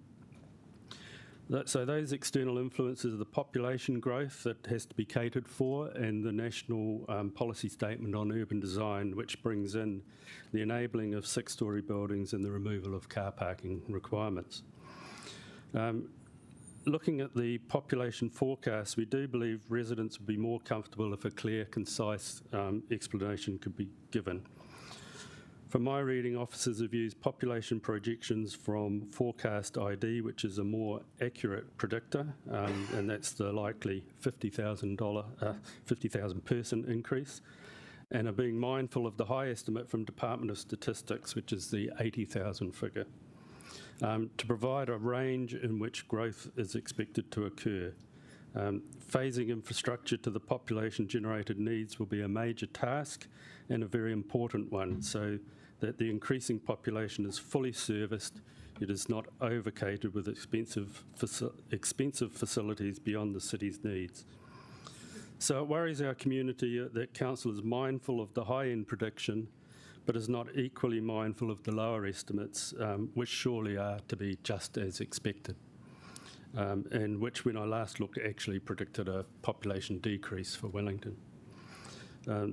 I understand that infrastructure, which includes community needs like green space, recreation facilities and schooling, will be addressed in the long-term plan, but it is critical for residents' confidence in the planning that council communicate promptly how it will upgrade the infrastructure that supports our city to meet the phased growth of our population. I want to talk about the national policy on urban design. It appears to me that these mandatory NPS requirements have caused some of the most intense debate over this whole argument. And because of the Johnsonville line will certainly affect our suburbs. We understand that the NPS is in play now and requires Tier 1 areas like Wellington to comply. We took the approach with our submission that the spatial plan needs to be compliant with the NPS. This is not a statement in support of the NPS, just recognition that a submission on the spatial plan is not a place for argument about the national statement. During consultation on the spatial plan, much has been made of the fact that the NPS overrides the district plan and that consultation on it occurred during local body elections. This may be correct, and I can feel frustration over what I agree appears to be a national government that has not followed the best democratic principles. Having now read the council's submission that supports the NPS, I believe, however, that it behoves the council to front foot with residents your support because of the consequential implications that the NPS has on communities. However, accepting the NPS for now and that the spatial plan is moulded by it, our approach is that Wellington residents should focus on getting the best quality outcomes that we can hope for from the planning process. So this puts huge importance on the district plan in two ways. The district plan sets the rules and guides, so with the significant NPS-related requirements that are going to be a big change on our communities, it is vitally important that the rules set in the district plan are written clearly and unequivocally, and with community consultation so that the quality outcome that everyone wants is what we actually get. I urge council to make sure you do a really good job on engaging with the public over what is a complex document. The second aspect of the district plan relates to compliance. It is no good having the best plan if the effort to comply with it is not a primary focus. This area is so important, and some of the councillors here will be aware that I have concerns about council practices in this regard. Across Wellington resident associations, I get continual negative feedback about matters regarding resource consent compliance. So I want to spend a couple of minutes giving two examples from Crofton Downs that most certainly do worry me about the not-so-quality outcomes that we currently get. The first relates to development on Silverstream Road. How do we do this? There we go. So development at Silverstream Road, up at the top left there, the resource conditions require that Silverstream Road be widened and extra car parks be added at the bottom end, just by the railway station. This has not happened, even though construction is now well underway and traffic is increasing. The reason given that the roading work was delayed because of a specific request from the community. It took an Official Information Act request to find more information on that specific request, and the response says a public meeting was held at 22 September 2018. The council has been able to locate any meeting notes. I understand agreement was reached in respect of sewer and road improvements to occur simultaneously in order to avoid multiple road closures. Well, once we learned where that came from, we found our notes and we've given them to council now, so you've got them on files. But there was absolutely no mention at all at that meeting about changing the resource consent. So it's a small example, but it's a recent example of how resource consents are varied without any auditable process or record keeping. The second example I want to use relates to the Bupa care home at Churchill Drive. And just for transparency, I'm one of the notified residents from that, and I've been through the appeal process and a mediation under the Environment Court. At mediation, the parties all agreed to some changes, and one of it's an existing condition, one of the I did have, gone backwards.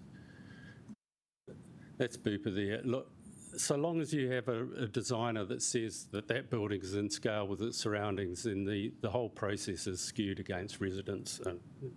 Terrible. So on the consent order, I've just put that up there so you can see the seal of the Environment Court. There is a condition that says the construction traffic management plan must include locations where vehicles relating to the construction activities will park and manoeuvre and which must all be accommodated on site. And that was a major concern for some of our residents.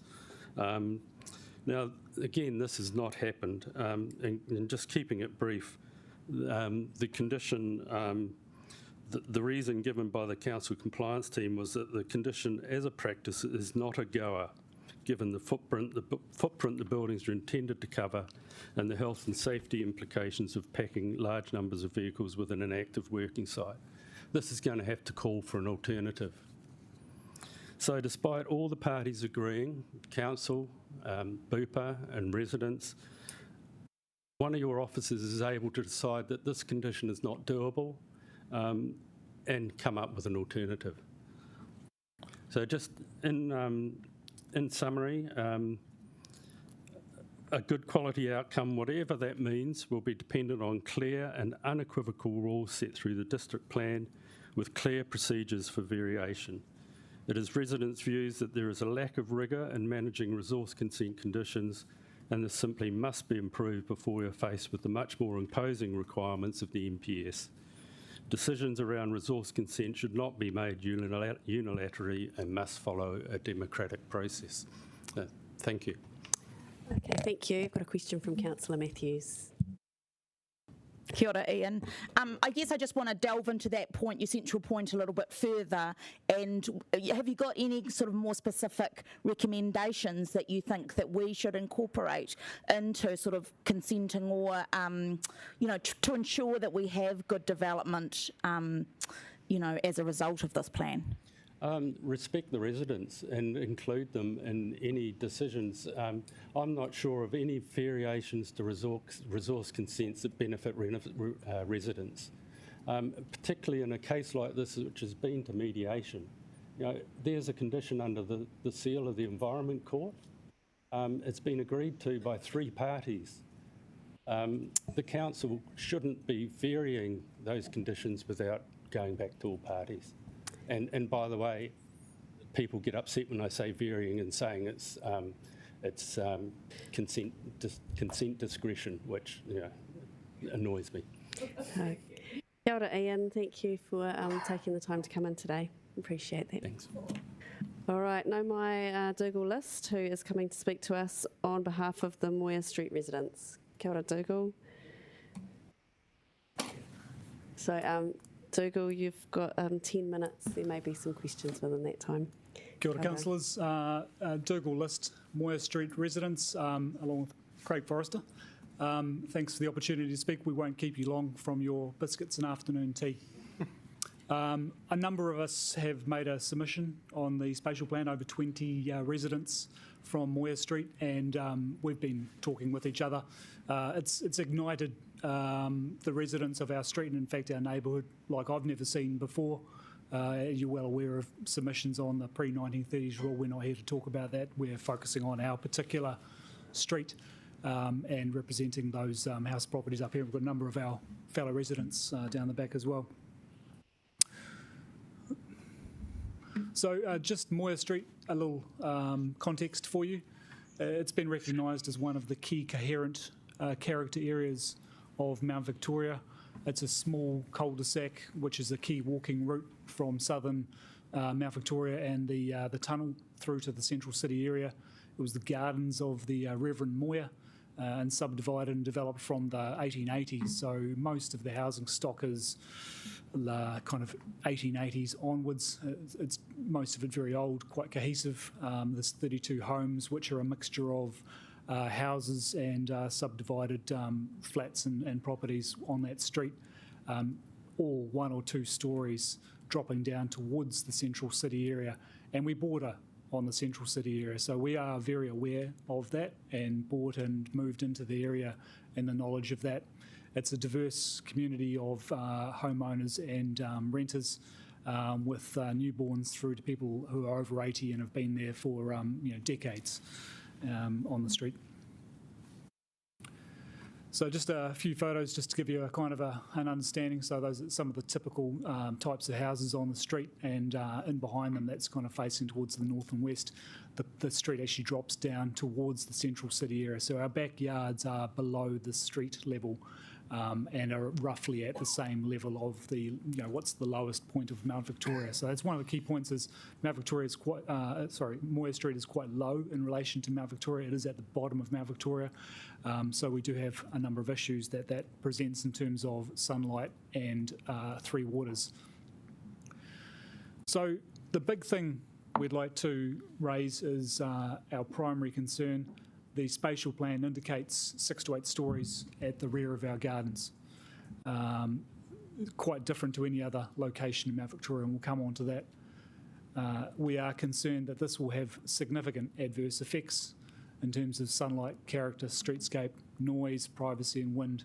A number of properties already have a 3-storey, it's a traditional 3-storey, so it's quite high property at the rear of them, and the amount of loss of sunlight and privacy that they have relative to the rest of the street is huge. 8 stories would be at least twice that height, would tower over our backyards. So the issue is that we don't oppose development. We, as I moved into the area knowing that we are adjacent to the central city area and support the current district plan provisions, which are for a 10-metre height limit rather than a 25-metre 8-storey height limit in the area. I think it's just a quirk of the process to date that there's been a focus on the central city area and a focus on Mount Victoria, and wasn't joined up. When you join the pieces of the jigsaw together, you realise that there's no transitional buffer between Moir Street and the central city area. So we're the only part of Mount Vic that doesn't have a buffer zone. So we go straight from a cohesive character area, 1 to 2 stories, to 8 stories. And quite simply, you cannot make a silk purse out of a sow's ear. No amount of design controls are going to mitigate the impacts of 8 stories on our properties. So we support the current 10-metre rule and would encourage you to retain that in terms of that, so that there is actually a buffer.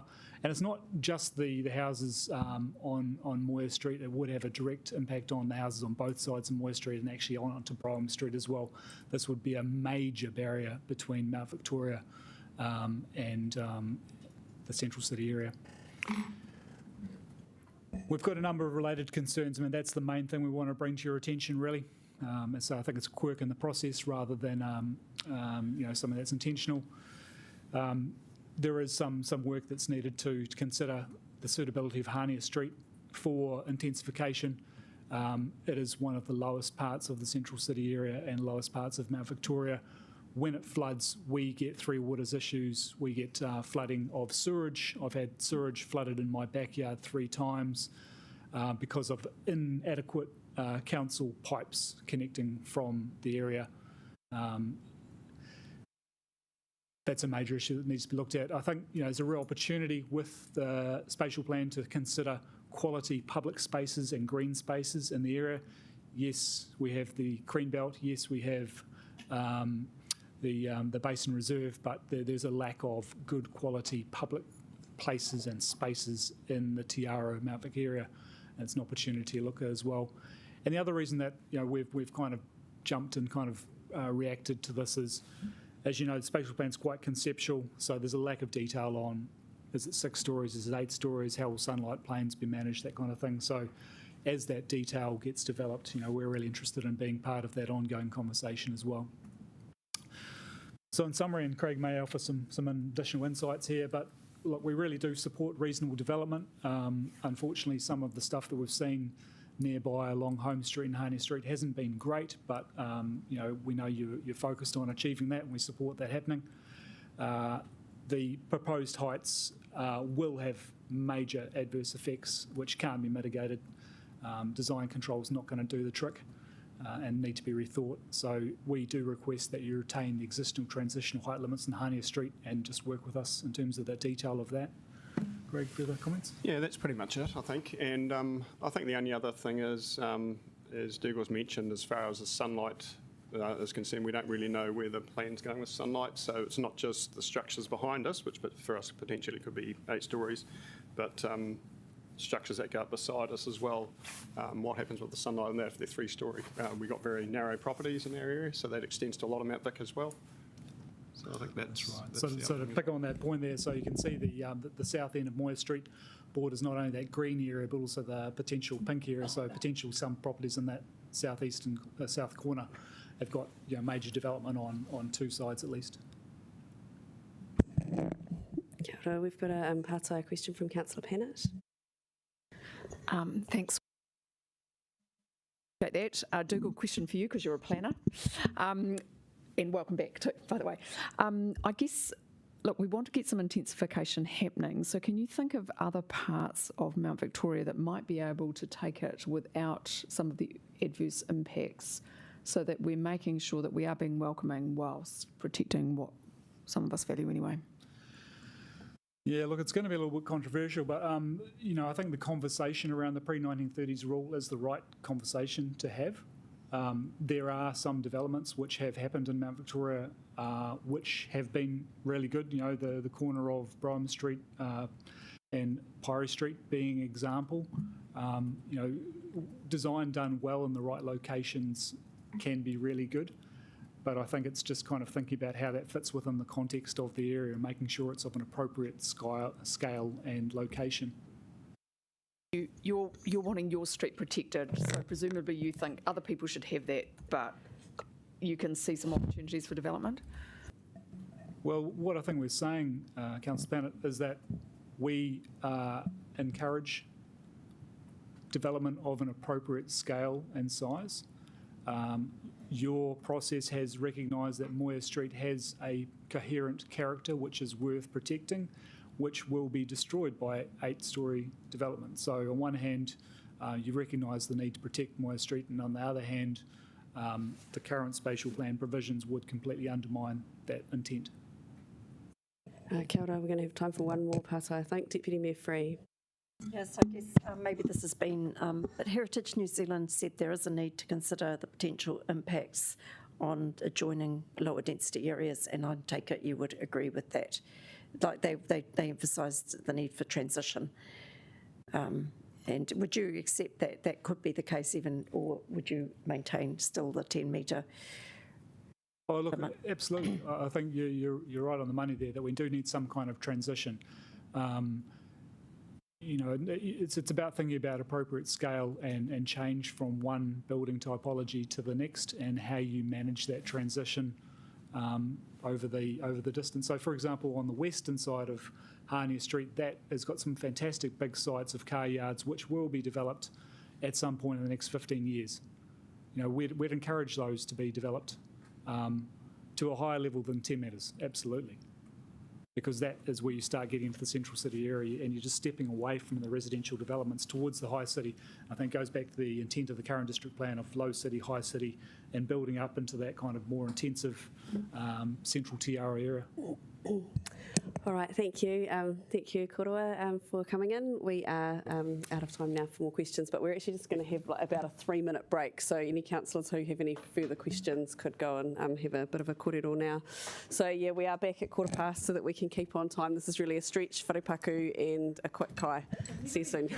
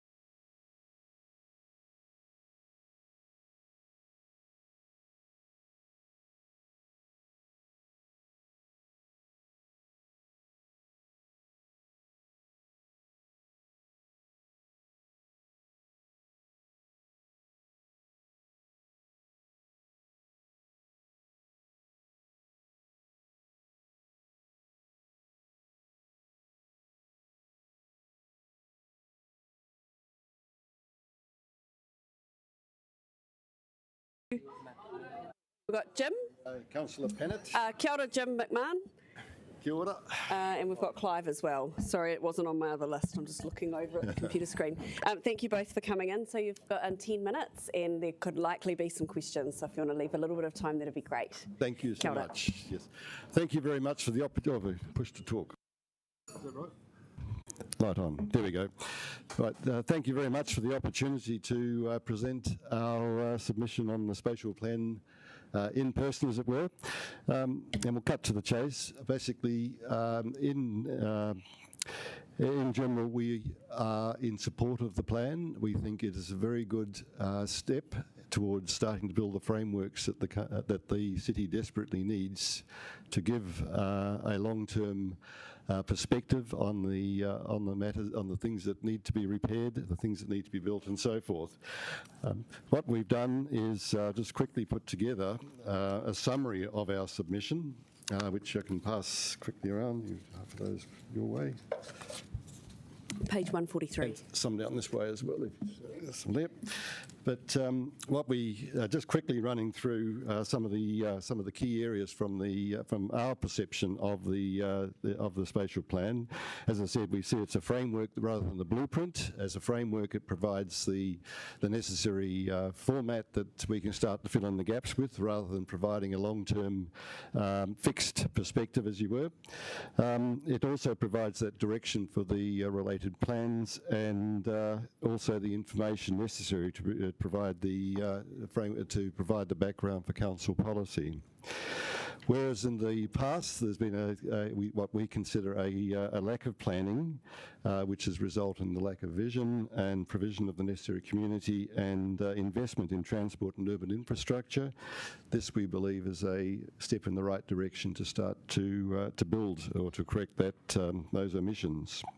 So the specific elements that we support in the plan include the inclusion of additional areas in the central city, in both Thorndon and Tiaro, subject, of course, to management of the design and adequate provision of open space, which has always been one of the Trust's major concerns, maintenance and the increase in open plan and green space.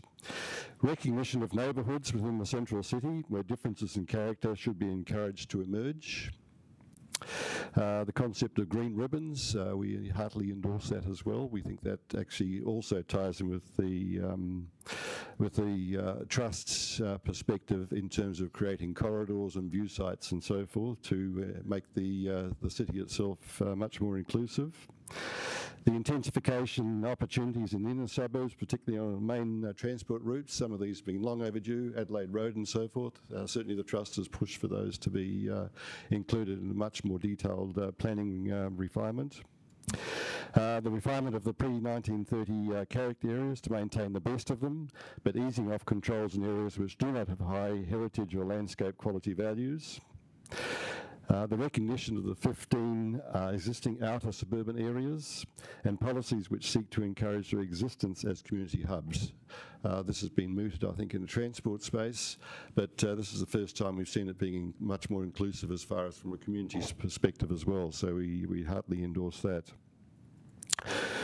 We're also very keen to see development which is better quality and more sustainable than the past. I think New Zealand always has suffered very much from a short-termism in terms of the quality of its planning and also its construction. We end up with buildings which reach their end of life much shorter period than they should, and this extends into a lot more of the infrastructure that needs to be replaced as well. So anything that takes a long-term view, both in terms of capacity and quality, is to be applauded from our perspective. We definitely support containment of the city's urban areas. Ongoing sprawl just isn't acceptable. We've seen how that's worked in Auckland and so forth, and what steps they're taking to redress that. We are very much in favour of seeing that same approach being taken here. We support the identification and recognition of both the inner and outer town belts and the protection of all areas with high biodiversity. So we certainly endorse the Council's perspective in terms of its native taonga in that respect. And we acknowledge the Council itself has made a major commitment to ongoing planning and investment in the action plan which accompanies the spatial plan. So, as I said, very much in favour of a lot of the aspects that we see in the draft spatial plan. Some of the shortcomings, more detail in terms of the natural hazards, what we know we're going to have to deal with in the not so distant future, coastal processes, sea level rise and so forth, very much top of mind I think for most everyone, with half an eye to seeing what's happening out there at the moment. Monitoring and updating, I think it's a very important aspect that's been overlooked so far, just in terms of how it will be tracked and so forth, and the effects of the spatial plan process itself are monitored and corrected as required. Integration with infrastructure, a lot of focus in terms of things like your water infrastructure, roading and so forth. The spatial plan in itself must be done, or any work that arises from the spatial plan must be done in conjunction with the other major plans, transport and so forth. It lacks the framework, particularly for Three Waters infrastructure improvement, which is obviously critical at the present point. And it's also relatively light on information on business land and management of business activities. So we think more focus on that to preserve the heart of the city and its environs, to make sure it's a friendly environment for business as well. The priority areas for change it's all about integrated planning. But there's very little detail at this stage in terms of which areas are able to be intensified rapidly. Again, recognising we're talking about a framework rather than, from our perspective, a blueprint. In general, while we support intensification as promoted by the spatial plan, we consider it important not to lose sight of the need for intensification to be sustainable.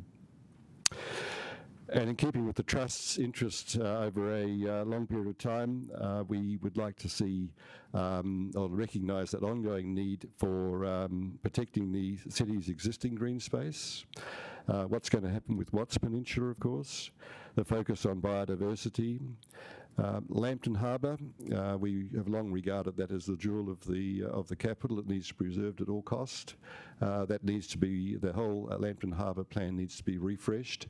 One thing we disagree with is the division of the central city into three areas. That should all be, as far as we're concerned, centralised and regarded as one entity, both in terms of preserving what's there already and making sure that the space that's there is preserved on an ongoing basis.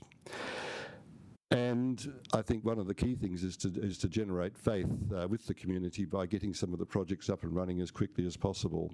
There comes a time when we can actually talk and prognosticate and so forth, but it's definitely time for action in a lot of these areas. And finally, ongoing citizen involvement, absolutely critical.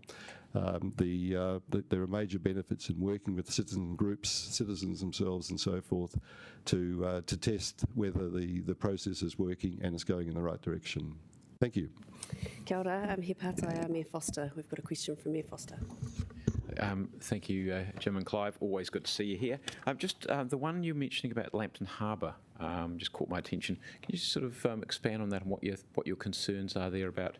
Particularly, we've said recently has not provided adequate protection. It's obviously something you're concerned about in particular, but where do you see us going?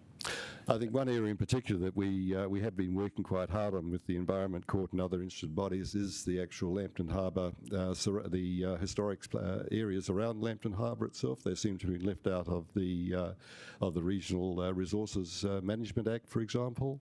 Our members have been spending a lot of time in the Environment Court working out how some of those key areas are actually preserved from their heritage perspective, something that's been overlooked significantly, I think, as part of the existing planning process.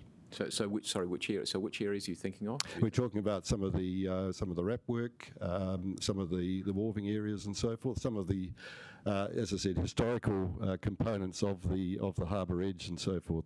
Just one example, but again, perhaps part of the bigger picture in terms of making sure that the harbour itself is seen in its own light as a integral part of the city to be protected and enhanced as much as possible.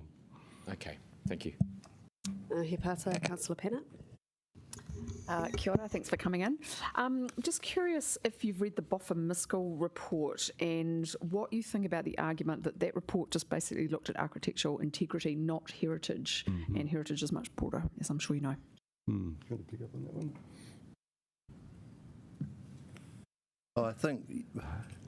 I don't know that that's a fair criticism. I think it was a report that attempted to be really factual, so it didn't necessarily make many judgments.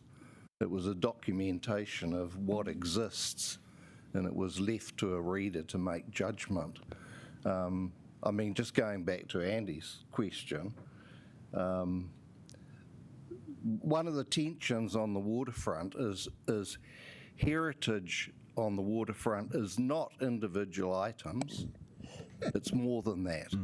And green space, we clatter on about green space, but the fact is it keeps getting eaten up, concreted over, structures put on it. And so those two items, which is heritage and green space, become critical. So going back to the Mckay report, I do think heritage in particular is really hard to deal with, because although people want you to be really certain about, well, exactly what is it you're going to protect, there's the sort of heritage as a combination of features. Each in themselves may not be outstanding, but taken together, a whole street has value. So then you get into neighbourhoods. And, you know, I mean, I'm one of those people that just sees problems in everything. So, you know, I know, well, I know how hard it is for council. So, like, one of my personal criticisms of this, it's not a criticism, it's just something that's lacking, is there really is a big need to get ahead on infrastructure. And so, you know, my personal problem with the spatial plan is it's like you think, well, here we go again. We're going to end up with blobby development and the council, you know, on the back foot providing infrastructure. Now, I appreciate that to get ahead on infrastructure, you need a whole lot of money. And that's a big issue. We're just going to need to wrap up because we're a little bit over time. But yeah, thank you very much for sharing your whakaaro, your thoughts with us. We appreciate you taking the time. Thanks for the time. Kia ora. All right, I'd like to welcome Mark Harrison. Know my Mark. Thank you for coming in today. So Mark, you've got 5 minutes and the time does seem to go very quickly. So it's possible many people haven't quite finished their submissions. I may need to interrupt you just to make sure that we finish. But if there is time, there could be some some questions for you. Kia ora. Thanks very much. So yeah, I'm we're private residents just bought in Crofton in the purple zone. So we're probably one of the more affected residents by this, going from 1 story up to 6 plus. So today really I'm looking to appeal for fairness and appropriate controls. So I'm in the 20s to 30s bracket. You know, we've scraped everything together to get this home that we can potentially raise a family in. So I completely get the need for more houses. We've already been whacked by the housing market once. I just don't want to get whacked again by these plans having an impact on us, which I want to just chat through briefly today. So this is mainly due to the National Policy Statement, which I appreciate is out of your hands. But you know, I'm asking you to do what you can really to mitigate this and try and protect the most affected residents from bearing the brunt of these plans. I wanted to give you a bit of an example of a scenario that kind of is on my mind. So I just want you to imagine that you're kind of in that position. You've scraped everything you can together to buy a house. You're in in Crofton Downs, somewhere like that, nice area. You want to raise a family there. You bought it because it's got a nice view and a nice place. But then imagine I'm a developer and I come in and I buy next door's property from them. And I build 6 stories, no objection that can be made at all thanks to the NPS. I've now taken your light, I've taken your views, I've taken the privacy from your kids, the noise, and I've also taken value from your home as well. I've basically wiped out that equity that you've put in there, so you can't even move, even if you don't like it. So, really question today to think about is this fair for young people who have just managed to get on the market? Is this the situation we want to create for them? And what controls can we really put in place to try and mitigate this effect? So I did have a bit of a think about that, and one of them is light planes. potentially. I mean, I appreciate your ideas here. Like, I'm not an expert on this, but light planes from neighbouring, but using heights of neighbouring buildings as a reference might be one.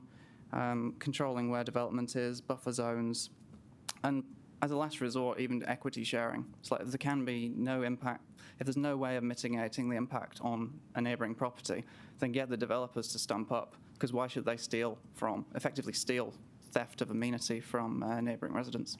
Cool. Thanks. Kia ora, we've got a partai from Councillor Pennant. Kia ora, thanks for coming in. Just curious about your views about the need for children to have private space. I get that, I've had children, and they do crawl off when they're not supposed to, but do you think that some of that can be accommodated with public parks? Possibly, but I think if people have made the investment in to get a private space for their children to actually play in private, then that kind of should be respected to an extent, because there's been a premium paid for that. Yeah. Any other questions? No, thank you. Thank you very much for taking the time to come in, Mark. We appreciate that. Thanks. All right, no mai Nick Ruane. Nick is here as an individual today. Thank you, Nick, for taking the time. Page of submission is 162. So, Nick, you've got 5 minutes, and I'll let you get underway. You know how it works. Mm-hmm. As an individual today. Thank you for the opportunity. I just wanted to spend a little bit of time speaking to the issue in front of everyone from a strategic level. I think from the perspective of the disability community here in Wellington, this is not really an issue that disabled people really get involved in. Just from the perspective that the vast majority of disabled people are renters. So it's not really an issue that owning and purchasing houses is not really a privilege that disabled people are involved in. But we'll just get started. So just from the top, I happen to find out that there are 23,718 disabled people living in Wellington as of the last 2013 census. So there are a few of us kicking around Wellington. Most of us are renters, though, unfortunately, but that's just the reality of it. Yeah, so most of us do live in rental accommodation. So essentially what's happening around the way that we're changing the housing, what's going to happen here, is not really going to impact the disability community to a large extent. But most disabled people tell us that they live in damp houses, and that's really concerning. I think one of the things that is really concerning for disabled people is around housing modifications, and that's a really big concern, and it's something that impacts certainly people that live in rental accommodation, as well as those that are certainly lucky enough to own their own home. And it's an ongoing concern, and that's something that we really need to be quite mindful of.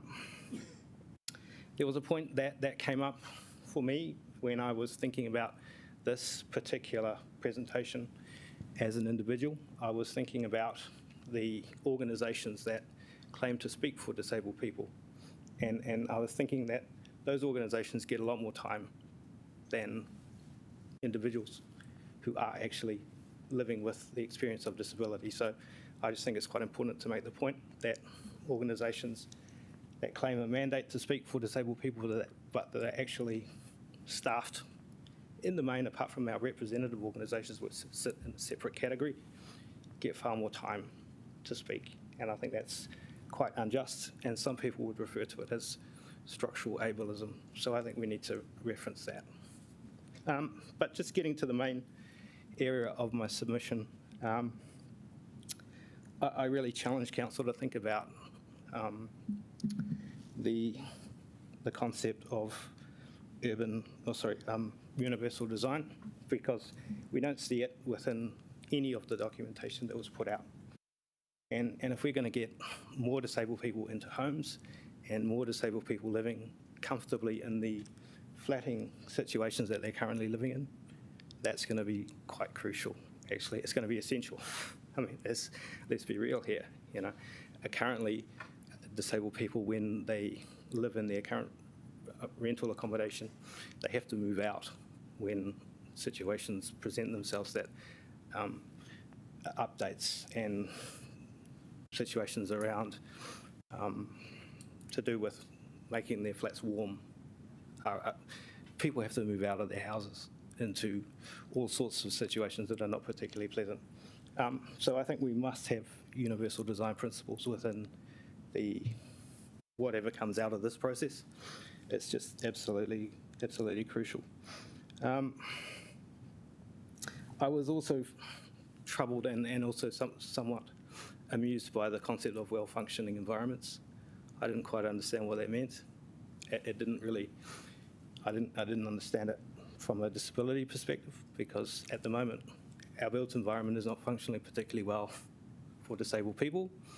So I needed that to be fully unpacked from a disability perspective.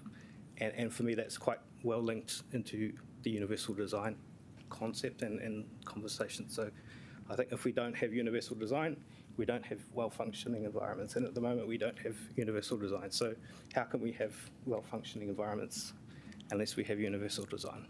So that's essentially what I'm here to talk to you about. But I also want to encourage you to have a look at the right for the draft Right for Housing, which the Human Rights Commission has just put out. And it's a very powerful document. It's in draft form at the moment, but I encourage you to look at it. And I'm just looking at the time, and that's it. So, so there we go. There's 5 minutes. Well, kia ora, Nick. No questions. Thank you. Thank you. We do still have quite a bit to get through, but thank you very much. And I know that there will be councillors who might want to have a kōrero with you at some other stage, and they know how to do that.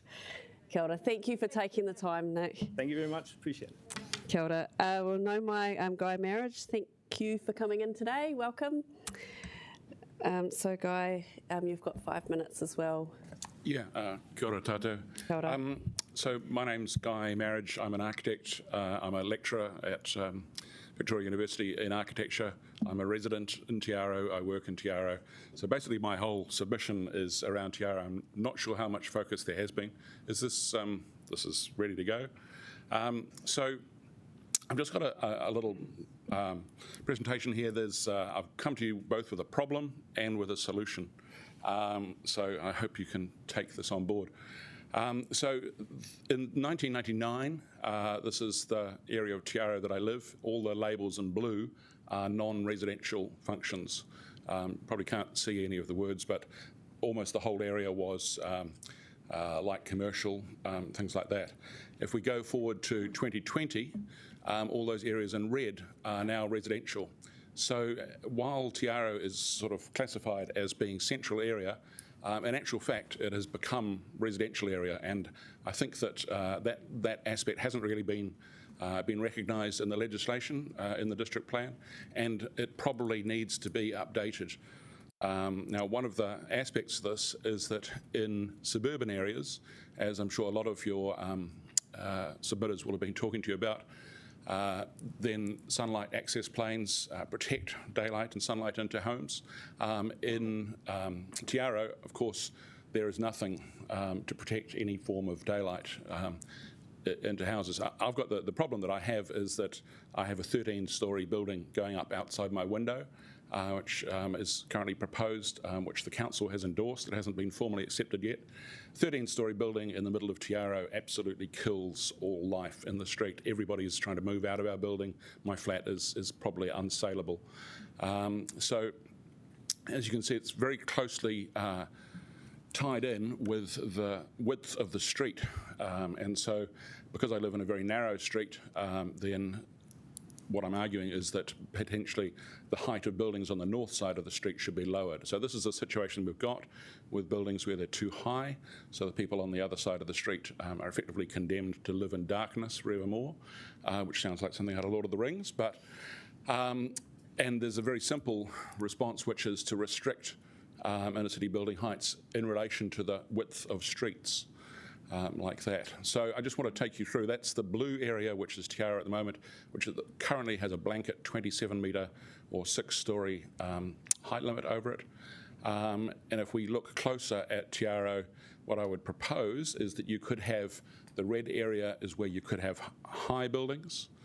The orange area on the north side of these narrow east-west streets could be mid-rise, and the blue on the south side of those streets could be a lower rise. So I'll leave you to set the exact limits, but that's a situation, because what we want to get is, sorry, just throwing in some parks and also the heritage. So I've done your entire new district plan. Happy to give this to the council free of charge, as long as you implement it. This is the sort of situation we have midday shading at the moment. This is taken at equinox, so you can see that it's quite important that you know, by having something like that sunshine can get in. I just want to take you through a couple of examples. This is in Europe. This is in Paris. This is in London, where I actually lived in one of those flats where it's built up around there's all of these areas where there are areas where people want to live. They have actively restrained the heights of buildings. This is New York and Greenwich Village. This is not what we want. This is in Belgrade, and this is unfortunately the route that we're heading down. This is the proposal that's directly opposite my place, 13 stories. So that's the end of my submission. I really want you to think about actively being involved in those building heights. Kia ora, we've got a quick partai from Councillor Pennant. Really quickly, so can we get the density if we keep the buildings to 4 stories, and can we build affordable, green and attractive buildings as an architect? Yes, we can definitely get the density, and I think there's a whole mix that needs to go in there. Affordable green buildings are a separate question, and takes a lot of work, and there's no easy answer on that, but that's obviously one of the things that I and my students are working towards. Yeah. Oh, kia ora. Thank you, Guy, for coming in and sharing your knowledge with us. We appreciate you doing that. Thank you. All right. No mai, tēnā koe, Kate Zwartz. Kia ora, Kate. So, Kate, you've got 5 minutes as well. Thank you. Let you get underway. Kia ora koutou. Kate Zwartz, tōku ingoa. I'm not going to say anything new. You've probably heard my points already, but I'm just speaking from my perspective as someone who bought a house in Newtown 20 years ago. And yeah, the value is quintupled in that time. And I can see that it's really, it's a huge gap between those of us who already own land and those who don't. And I, obviously we do need to increase density around the areas where there's already infrastructure like transport, shops, services. That's a good aim. But I just want to say 3 things. One is there seems to be a bit of doubt about the projections of how much growth there's going to be in the population. I know since post-COVID, a lot of my friends are working from home in the Kapiti Coast and the Wairarapa. So people are not going to travel for work as much as they do, and they're not going to travel for education. So I just want to make sure that the growth projections are revised to allow for realistic expectations, and that they're not exaggerated. The second thing is in Newtown, in my suburb, I'm sure you've heard this before, but going from generally 1 or 2 stories to 6 is a really big change, and it's too fast. 2 or 3 stories is already happening. There's quite a lot of, my skyline has changed from my house. It's already changing, and that's being done within the current rules quite successfully. So it's just, it's too big a jump. The third thing I want to say is I don't think there's enough description of how we can achieve the great design and the quality that is mentioned in the plan and is talked about, because I don't think the council's been all that successful at achieving it to date. But obviously there's really good ideas like what Guy was talking about and other submitters. So it's just really important to keep those quality constraints in the plan. That's all. Kia ora, Kate. Councillors, are there any partai? Councillor Fitzsimons. I'm just interested in your comment around how your house is, I think you said quadrupled in value. No, it's quintupled. Yeah, even more full on.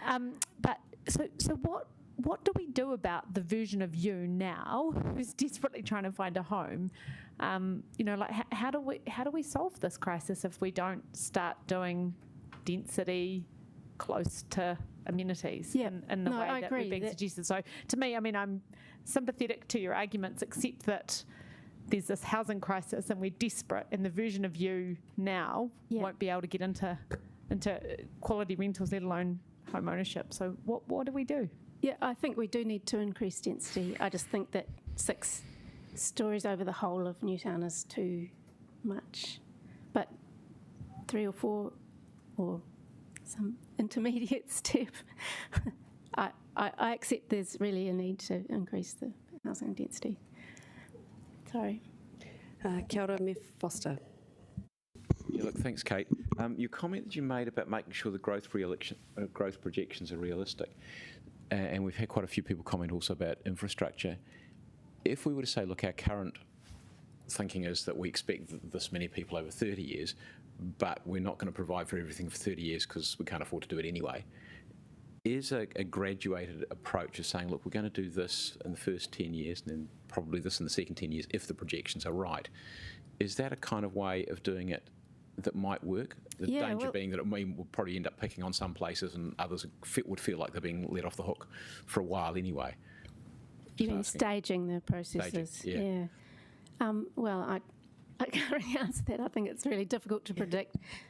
Like, nobody saw these changes of COVID coming. It's very hard to model stuff like that. I guess that's what I'm asking, is whether we take little steps rather than take a big jump. Kia ora. I think that's a very deep question to ask with no time left, but thank you. Kia ora, Kate. Thank you for taking the time to come in to kōrero with us. Thanks, Kate. I'd like to welcome Messi at Wellington Students Association. I can't see Liam here. Yes, he is. You're here, Liam. You just arrived. Look at that. Just in the nick of time. And I understand you've got Elaine and Tessa with you, is it? Yes, I do, Tessa. Kia ora. Well, thank you. So you have 10 minutes and there might be some partai for you. Sure. Page number is page 186. Right, again, kia ora councillors, Kato, and thank you very, very much for allowing us for the opportunity today to come and speak to you all. I'm Liam, I'm Morses Engagement Vice President, and to the left of me I've got Tessa, our current Welfare VP, and Elaine, our current Education Vice President. So, how students see this city is definitely a question that we've sort of focused on coming in here today. And Wellington City is perceived as an accessible hub for students that supports student living. It's vibrant and it's a generally great city to live in and thrive in as a younger person. Yet with expensive housing on the rise, as you've heard throughout many of the submissions today, I'm sure more students and lower income earners are struggling to find cheaper accommodation and more accessible accommodation that is an ease of access to their tertiary institutions or their polytechnics.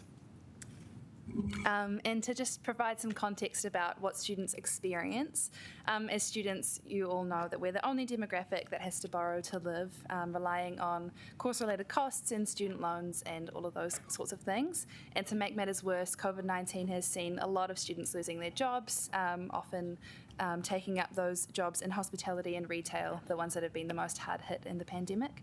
And so I guess we're in a financially worse state than normal. So it's a dire situation for students at the moment. So what we want to see moving forward with the spatial plan is that we cannot stress the importance of developing houses and infrastructure closer to the central city, and developing closer to the CBD has multiple benefits with more accessible and cheaper housing, accessible transport to and from work and tertiary institute, and greener encourages more vibrancy in a concentrated area. So with cheaper housing, we want with retail prices soaring and landlords daylight robbing renters by charging astronomical rent, more and more students are being driven to live in suburbs further out, like Johnsonville, Kilburnie, Island Bay and Miramar. By developing within inner zones of the CBD, more housing options will become available for students, and there are more competition for landlords who currently get away with charging large sums solely because students need to live close to the city. and they have fewer options of where to live. Moreover, housing will, with closer to tertiary sectors and places of students' work, reduces the large spending amounts that students spend on transport. So yeah, as Elaine has said, obviously building in the inner city more allows for ease of access to our tertiary institutions, to our place of work and so on.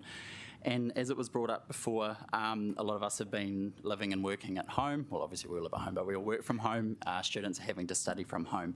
But given that the restriction levels remain as low as they are, we know moving into 2021, a lot of students will be going back onto their campuses to study full-time physically. So because of this, it means that those students who are living out in Johnsonville, who are living out in Kilburnie and further away suburbs, will be needing to use public transport and other transport motives to be getting to and from where they need to be.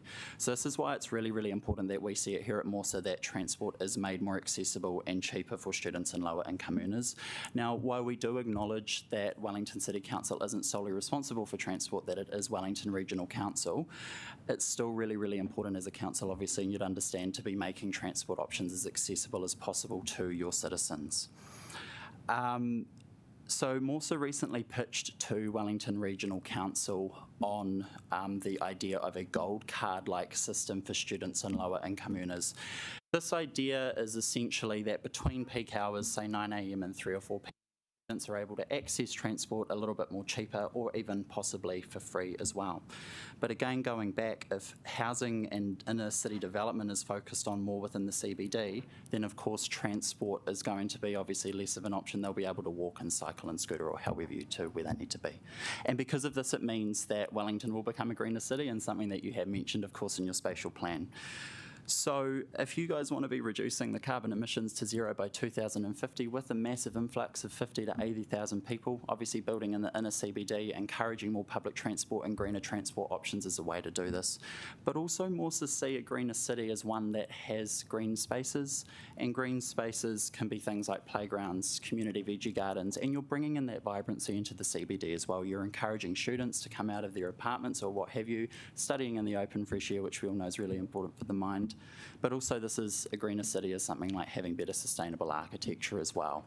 Sustainable architecture is development that lasts and that will incur less renovation costs and so on into the future. Yeah, and additionally, Wellington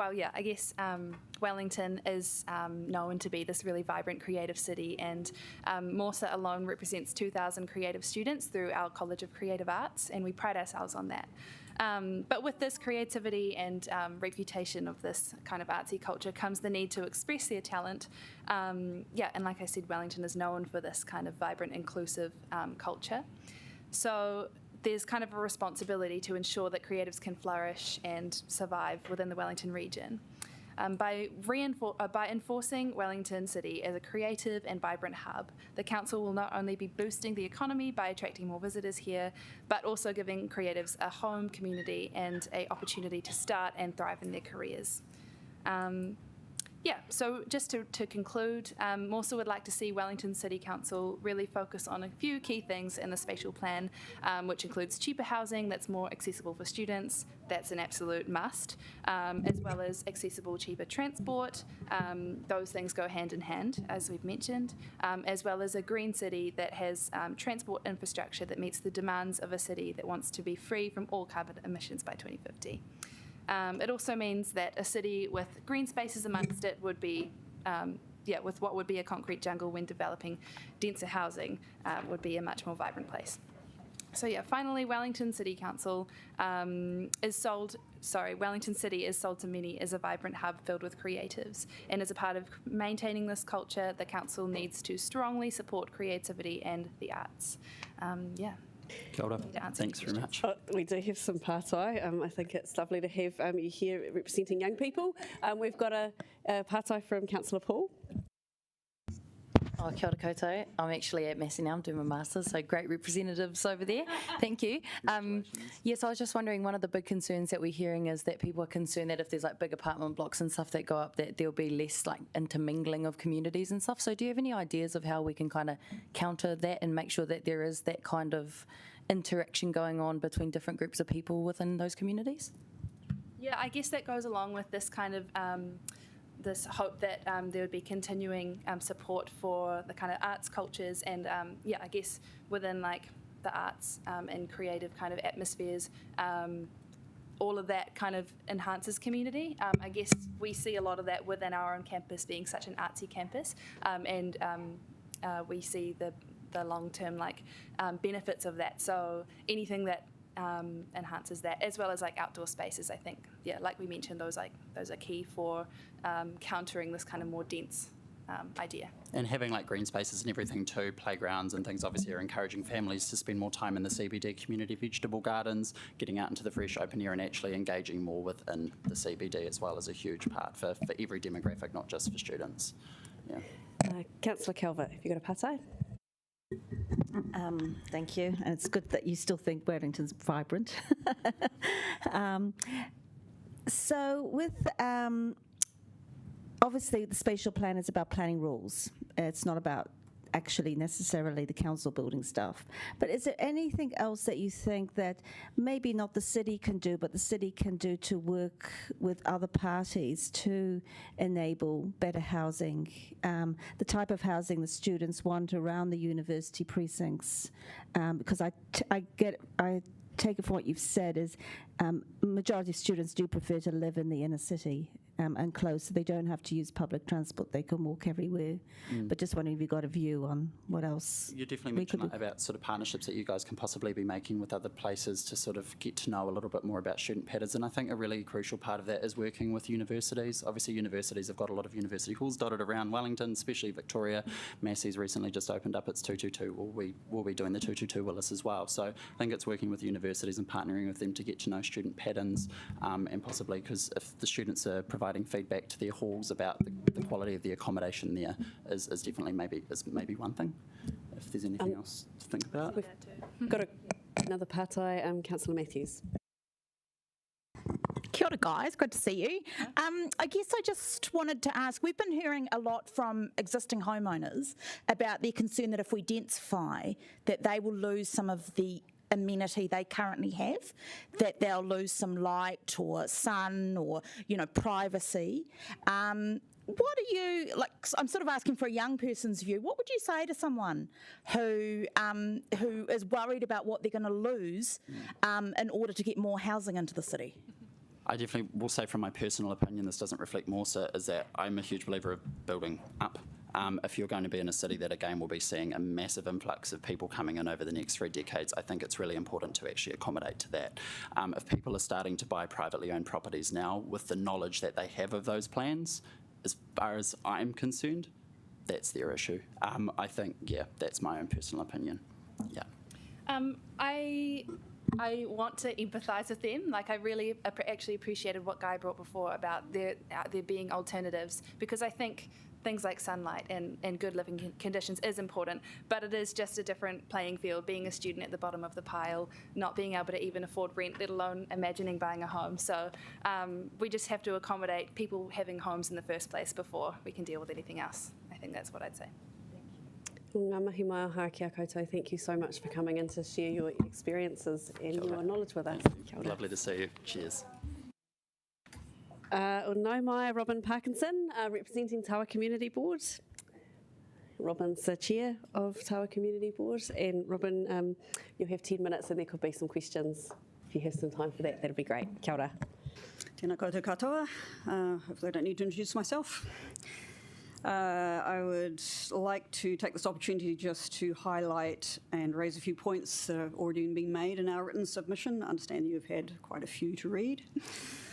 I'd also like to commend the council staff who had obviously had to substantially rethink at very short notice and did an excellent job. We had a presentation as a board at the end of August, which hasn't left us all that much time in terms of thinking through the implications, and that in itself, the shortness of time needs to be considered.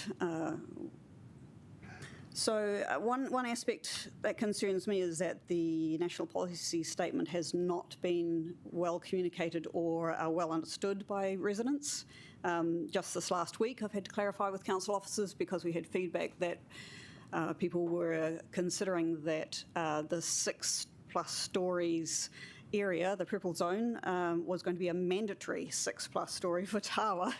You can imagine people's alarm with that kind of thing. So we've done our best to communicate that, but there needs to be some more work done on the communication aspects around the finer points of the impact of NPS. I must say I've got a law degree and a philosophy degree, and I've been in local politics for 4 years, and it did actually take quite a lot of headspace to get around this, so I commend everybody's hard work in this area, but for some residents it's quite a scary thing, obviously, and I'm sure you've been hearing all about that. Just looking at the definition of walkability, that's obviously quite key, and the board would appreciate a bit more input onto that and how going forward that could be either queried by residents or that's an area that's obviously key in terms of the NPS, and we would like to see a bit more information on that. One of the key things for Tawa, obviously, is that we're a north-south valley. We are roughly divided in half by the main trunk line, also Kenepuru Stream, interesting combination. We are serviced by 5 railway stations. That means that we have quite a decent purple area in Tawa in terms of densification, and it's quite a big change. Interested listening to the earlier speaker from Newtown. Yes, you think it's a change in Newtown, it's even more of a change out in Tawa. Quite open, Mayor Foster, to considering things, if we are able to, under the NPS, a staged approach, certainly a more targeted approach than the very broad brush sort of carte blanche kind of effect of allowing developers to just willy-nilly, as they're able to, build a 6+ story right next to something that's not necessarily appropriate is going to be a bit difficult to swallow, put it that way. So I think we need a much more planned approach as far as we can. We also need to recognise for Tawa that we're not just servicing, in terms of transport, our own 15,000 population. We are already inundated by people coming to Tawa to park their cars, to put their kids in childcare, to send their kids or teenagers to education in Tawa, who don't live there and who are going on to work elsewhere via public transport, via the train. That's already causing immense issues, and so we would request that we have a bit more of a review and an overall transport plan, recognising that we've already got issues in that area, and obviously if you're going to put more population into an area that's already got problems, you're increasing the problems. You may be interested to know that we have about 16,000 to 17,000 vehicles per day that go down the main road of Tawa. That's also potentially a problem in the future. And that's not going to get any better with the links with Transmission Gully and the developments we've already had to the north of us in Kenepuru, and potentially, although perhaps mitigated a bit more with Upper Stebbings not having a link to Tawa. We do appreciate a number of promises that the Council's made in the draft spatial plan in terms of assessment of things, particularly the 3 waters. Obviously, that's quite a concern for Tawa in a number of ways. One of them that struck me recently is that there's only so much money in the pot, and if a pipe breaks in town, that delays effectively the flood remediation work in a place like Tawa. Well, if you're bowling ahead with intensification in a place like Tawa, but for example, your flood remediation is behind schedule, then you're creating problems. So there's a lot of timing issues in there, and there's a lot of flow-on impact that happens in a place like Tawa that needs to be addressed. Under demand for housing, one of the biggest questions I have in my mind is, yes, densification, obviously we need to do it. How is it actually going to address our particular community's needs? Perhaps not unlike a lot of communities. We've got a couple of areas that aren't, the supply just isn't there at the moment. So, for example, an older couple who wishes to stay in Tawa needs a lower maintenance place. The places just aren't there. Anybody who wants something affordable? Tawa used to be affordable, not anymore. Real estate agents have just been shaking their head when I've been talking to them, going, there's just nothing. It's just gone mad. And that's not accounting for population growth in the future. If we densify, as we are expecting to, what requirements are there going to be on a developer who's building an apartment block, say, in Tawa, to actually supply the kind of housing that is needed rather than the kind of housing that he's going to make money out of, or he or she is going to make money out of, I should say. I don't see anything so far that would reassure us on that front. Just a note on community facilities. We wonder whether it's an opportunity for council. You rightly say that you're making the rules and not necessarily building all the buildings, but you do own buildings in places like Tawa, and some of them will, over the next 15 to 20 years, definitely need at least an upgrade, if not replacing. And this is not a thorough assessment, but just off the top of our heads, for example, the Tawa Community Centre was opened in 1985. That's already 35 years old. It's in a prime spot for potential densification.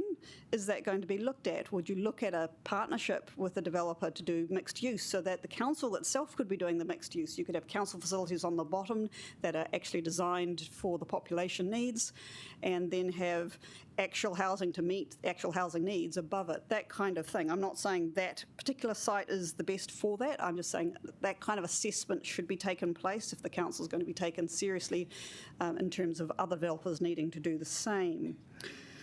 I would also reiterate what other people have said about green spaces, with the addition that I think we need to be a little bit more proactive in identifying which green spaces are actually left. I coordinate the Tawa Community Garden, and 5 years ago we went through a one-year exercise in identifying which green space was suitable. I can tell you there aren't many suitable left, and if you don't identify them and put them aside, effectively they'll go, and that's for a range of purposes. That's not just a park, that's not just a recreational, but that's also for growing either in community-style gardens or allotment style. That kind of assessment needs to be made.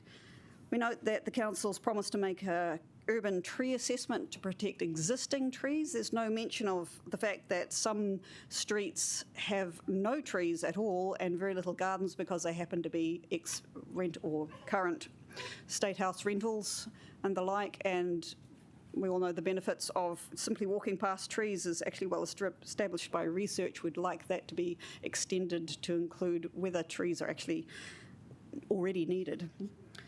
Topography, there doesn't seem to be a whole lot of account of topography in the NPS, and we need to address that, I believe. But I think the biggest issue to me is cost. How are we going to afford all this? And I do ask the council what thought has been given to advocacy and negotiation with central government, given that New Zealand's a highly centralised system in terms of where the tax money gets spent. We're about twice the OECD average for the amount that gets spent at central versus local level. If central government's been asking us to densify faster than perhaps residents may wish, then is central government actually going to provide any funds to the pool to allow that to happen in an appropriate way? Thank you. Tēnā koe, we've got a pātai from Councillor Pennant. Thanks so much for coming in. Two quick questions. Do you think there's a wide community support for this densification? And also the flood maps, as I probably don't need to tell you, are pretty interesting for Tawa. I did put some money forward for you for stormwater, but you know, do you feel that really that flood risk and reality can be mitigated? There's certainly some improvement that can be made in terms of flood risk, some simple things about height above ground level, etc., which already hasn't happened down the street from me and created problems.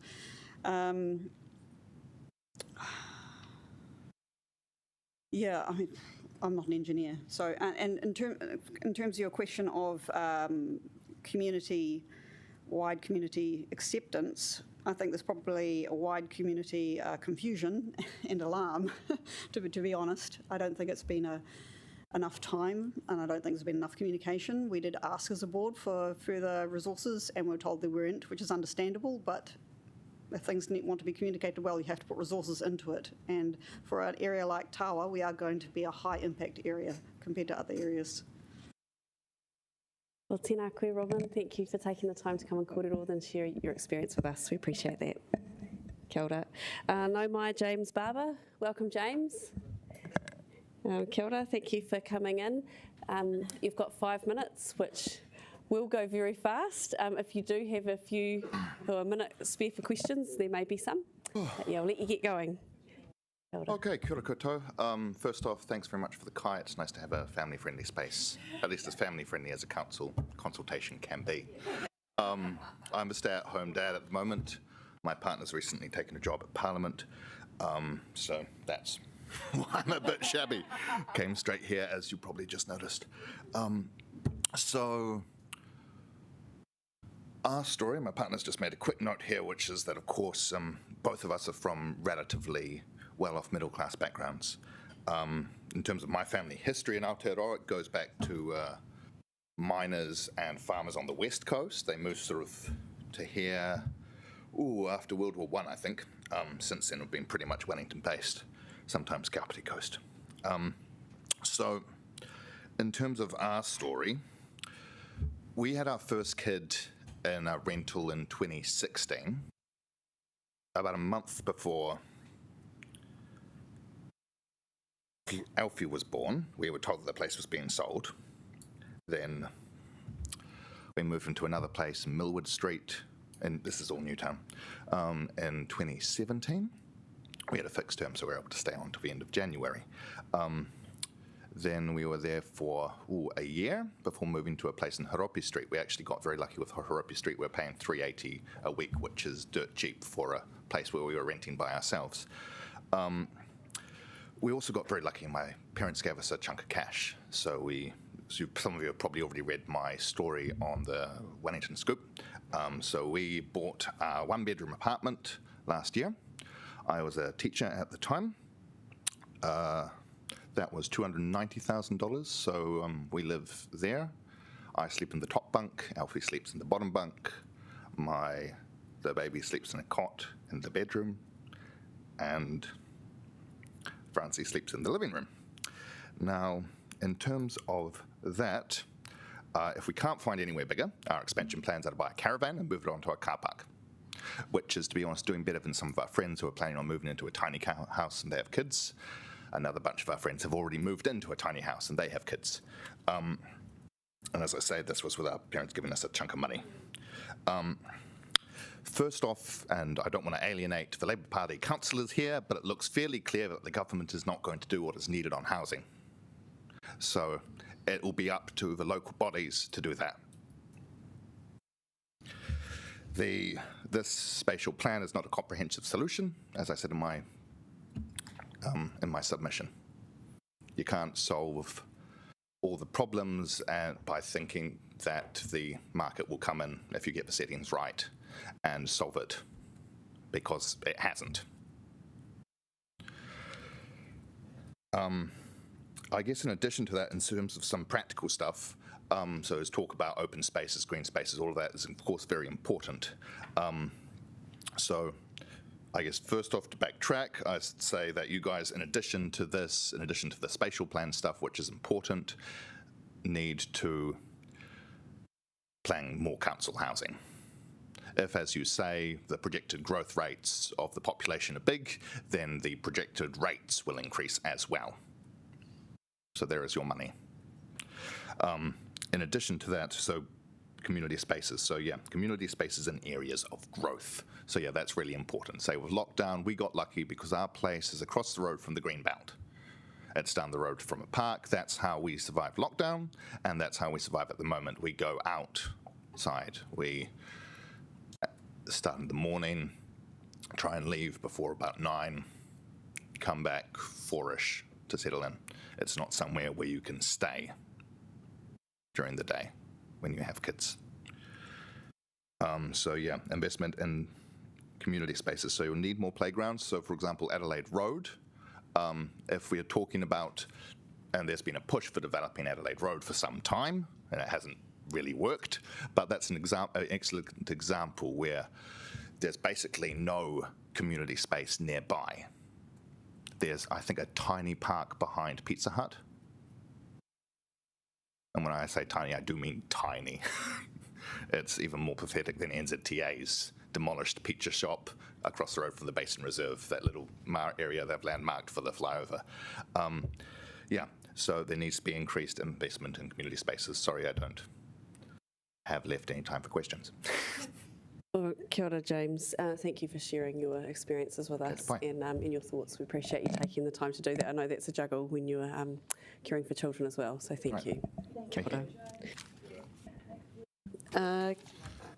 Kia ora, Sue Elliott. Welcome, Sue.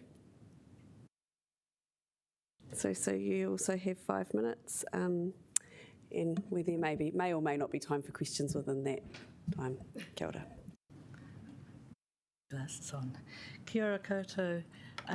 Thank you for allowing me to speak today. And although I made my submission as an individual, my history is that in 1994 I spearheaded and got the entire communities of the part of Thorndon that I am from to support Hobson Street, Hobson Crescent and Catherine Mansfield Avenue from being included in the character area. I should say from the outset, like I'm sure there have been very few who have come forward with the growing problems of housing and housing of an appropriate standard. I'm not against residential intensification, and I recognise that the government's new legislation is driving a review across the metropolitan centres. I'm equally aware that the government legislation does respect the significance of character and heritage, and in many ways I'm disappointed with what the council has done in the spatial plan of going to the maximum do within the legislation. And as Leanne Dalziel said recently, talking about Christchurch, that the spatial plan is delivering an extreme Auckland-based solution, which in many ways doesn't suit what has happened certainly in Christchurch with the makeup of their city and the makeup of Wellington.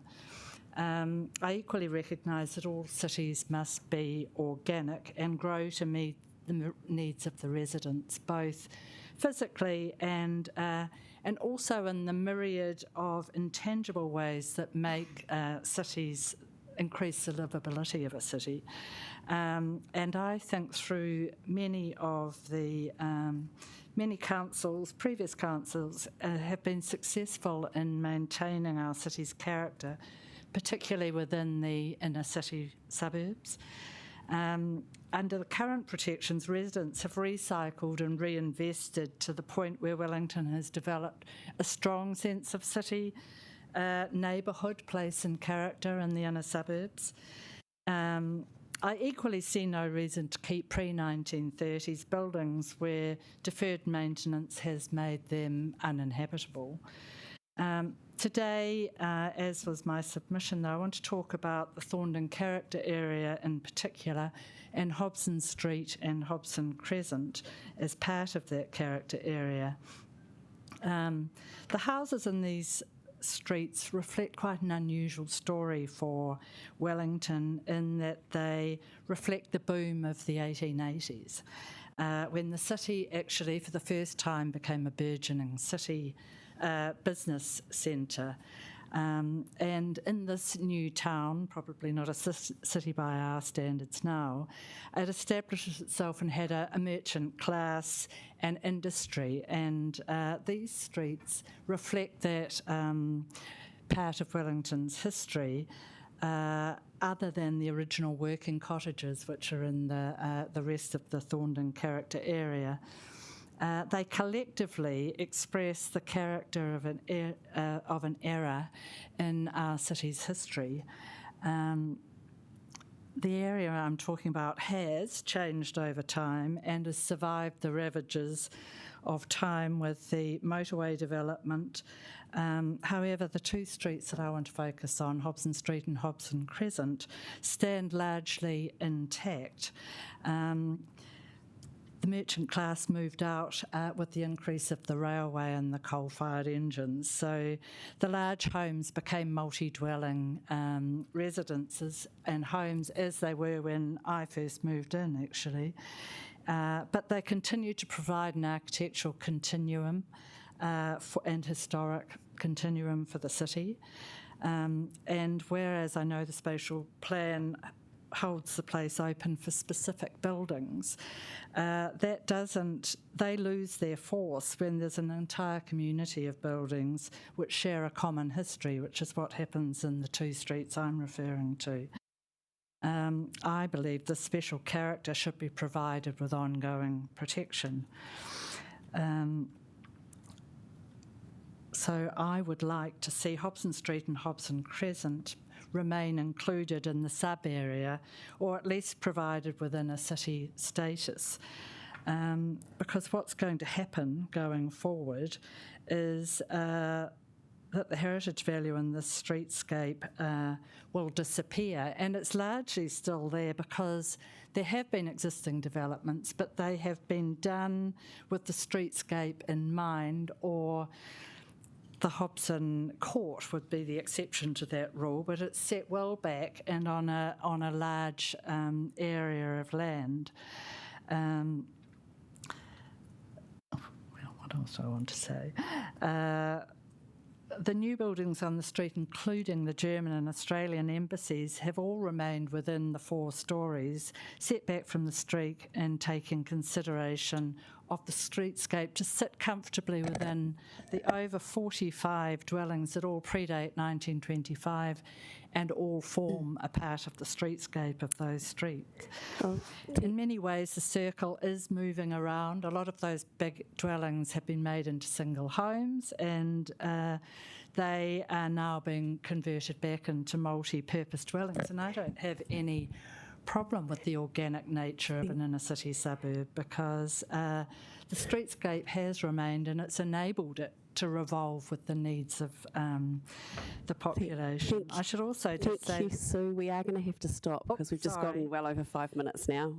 It's all I want to do is, minus the 6 stories, if we're in the inner city, we, at a minimum of 6 stories at the moment, there's no urban controls around the development other than encouraging commercial and mixed-use buildings, and that nobody has to take cognizant of the light or the footprint of the boundaries of the sections, and it will, in the end, over time, all the old houses in that part of our history will go. Well, kia ora. Thank you, Sue, for coming in to share your whakaara with us, sharing your thoughts with us. We appreciate you taking the time. I'd like to invite Suzette Irene Laws to come and do your submission now. Suzette, you also have 5 minutes. As you can see, it does go very fast, and I will keep time moving. The big boss is leaving. Oh. Sorry, I've got another meeting which was time to the finish of this meeting. That does happen. If you don't mind, I quite like to stand. You can stand. For me. Oh, yeah, as long as we can hear you, we'll just make sure that Councillor Rush can hear you if you're standing. Thank you. I hope you can hear me. Can you hear Councillor Rush? Thank you. That sounds good. Kia ora. Mixed Toastmasters, so it makes it easier for me. So, kia ora koutou, ko Suzette Laws aho. Thank you for taking the time to meet with me today. I appreciate it, and I'm sure it's been a long haul listening to our submissions. We, me and you, we're all in Wellington together. You and me, we want to see Wellington succeed and continue to be the coolest little capital. I'm not totally against what the Wellington City Council wishes to do. However, I do have areas of concern. I would like the pre-1930s plan to exist, but like the previous colleague, if it's a burnt down building, then who really does have a problem that another house is built on site? However, no one likes a Club Med where everything is the same. Cuba and Ridderford Streets are prime examples where there is life and happenings of today. Our cities need character to define us, show our history. Links to the past show us how we intend to look after our future. Please keep the 1930 housing rule. I understand apartment buildings along Adelaide Road to John Street and back to the Basin and some other areas. I have concerns about king tides, excessive rainfall and high tides to the Basin. I've watched water seeping from underground rocks where the Salvation Army built on Ridderford Street, Newtown, as an example. Our own house has 22 or more 4 metre high plus giant logs rammed into the ground. How will the water and earthquake build look after these areas? Every engineer has an opinion, and if you're old enough like myself, fabulous, then you would know. that actually places like McDonald's still pump out seawater, as they do in a lot of buildings on the foreshore. Well, what used to be the foreshore. So we know that we have problems going up the basin. We also know it's a very wet area, and we also know it has the likelihood to end up in liquefaction like Christchurch. I'm fearful of developers controlling the council, making demands that says is too much money or want or need. It's important to put yourselves in the shoes of the renter or owner and think, what would a modern society really need or want? If it were me living there, what would I like to see? What are my modern must-haves? So the question you really need to ask yourselves is that you don't have your home. What have you got and what would you like? Therefore, you know what to give the people of Wellington. We must ensure we are moving with the 21st century and give ourselves courage to make real changes for the people of Wellington. It's a shame the massive people have gone. I flattered for years before I owned my own home, and in my view, landlords or landladies haven't changed at all when it comes to high rent and not fixing anything. Regarding today's complaints from the younger generation, it is not new. If I was to live on Adelaide Road in a new complex, this is what I would like to see. Please note the fabulous Barcelona. Any building over 2 stories will require a lift. When I think about hauling up a bag of groceries each week, forgetting to get milk and drag myself up 3 flights yet again, then there's the moving in and out, the furniture. I wonder if there's a rubbish chute so it's not another dance down the stairs. I have concerns for young families or solo parents struggling with prams, children, their toys, walking up flights of stairs because of a rule of a lift in 6+ story buildings. This rule does not fit life. I shall be very quick. I think about areas with these complexes such as a sun area, a garden area, a play area. Why should we send children off on the street unaccompanied to a green space when we could build them something within the complex that keeps them safe? I have rooftops, so then there'd be charging stations for electric cars, bike sheds, secure courier parcel drop-off areas, pram storage area. All these storage areas need to be dry and have safe access. Rooftops could be well glassed off for safety and a usable, friendly space for the community to use. May I just finish? As long as it's very quick, because I am aware other people are waiting. I have concerns about extra schools, kindergartens, infrastructure for sewage and wastewater. Rapid transport would be a must. I put myself in the shoes who might live in these spaces, and I would need the bits that would help modern life work. It's extremely important to vary building sizes for airflow and sunlight. Different choices of building heights allow character, etc., not Russian-style concrete blocks. I am heartened and delighted to read about super blocks transforming Barcelona. Let's put time aside to see what they have accomplished for the good of their city and give Wellington our best. Thank you very much. Oh, kia ora. Thank you very much, Suzette. Appreciate you taking the time to kōrero with us. Kia ora. It was really good. I was a bit nervous, but it's not as bad as what I thought. You nailed it, thank you. Kia ora, no mai, Alex Dyer. Thank you, Alex, for coming in today. Alex is an individual coming in today, so that means you get 5 minutes and you're welcome to sit down, stand up, whatever works for you. Kia ora. Kia ora, thank you. Kia ora tātou. Alex Dyer aho, ko Alex Dyer aho. So I don't have a huge submission, I just coming to reiterate what I keep banging on about, basically. And yeah, just an opportunity to answer some questions, I guess. Yeah, what I've written, I guess, is I do support the spatial plan. I haven't studied it very thoroughly, but I do like the direction it's going. I'm just keen on seeing Wellington better for people, and that's where I see there's an opportunity, a large opportunity with this particular project. Very encouraged by the possibility of more housing, more densification, and more people being close.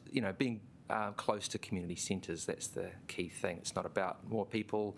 It's about more people being closer, being more social, being stronger neighbourhoods, and of course, being close to public transport as well. So, for me, housing and transport are two sides of the same coin. We need to intensify and densify, but we need to do it well. It's not enough to just build more dwellings. We need mixed use. They need to be cities for people. So I really appreciate the previous speakers' talks about all of the bits and pieces and enabling that organic nature of what people do good when they are able to adapt. Very, very much a fan of the ideas of a 15-minute city, making it available, making the city accessible to anyone to get around and get what they need from their fellow citizens in a city that, for 15 minutes walking or cycling or on a bus. And that is, to me, better than, we've got one of everything, but you have to drive all corners to get it. So it's about appreciating the whole city living experience, being a member of the local communities in your city, and not forgetting about those other uses as we enable more dwellings. So what are the businesses? What are the public realm facilities, libraries, community spaces, green spaces? Obviously, huge opportunity with higher density to increase the PT, public transport catchments. Just a bit off topic, car dependence shopping centres are a death knell for our businesses, I think. We often kind of don't really realise this, but a lot of the wins that we see over in the Netherlands and less car dependent countries and cities, they haven't allowed big box retail development parks which encourage people to drive to them. I don't know how we do that, and it's really not part of the spatial plan, but just needed to drop that in. My main thrust, I guess, is about reducing car dependency. I really want to see the council embrace the opportunity that every development that we're engaged in is demonstrating how we can reduce car dependency. That's the opportunity you have to be a leader in this space. It's not a Wellington challenge. It's something that New Zealand is not very good at all. And the other thing is, climate resilience mitigation. I think there wasn't a hell of a lot that might have been in the spatial plan speaking about how we can use these new rules to be better set for climate resilience. And I'll just leave it there. Kia ora, we do have a pātai from Deputy Mayor Free. So I happen to know that your family's brave enough to live without a car. Well, that's not entirely true. We do own a car, but I never use it. We do have a car. Oh, okay. And it's very, very rarely used. Okay. We try to use it as little as possible, which is, I think, the right mindset. Okay, but what would be the biggest thing that the city could do to help you live without a car if you were to make that complete 100% transition? Car share access.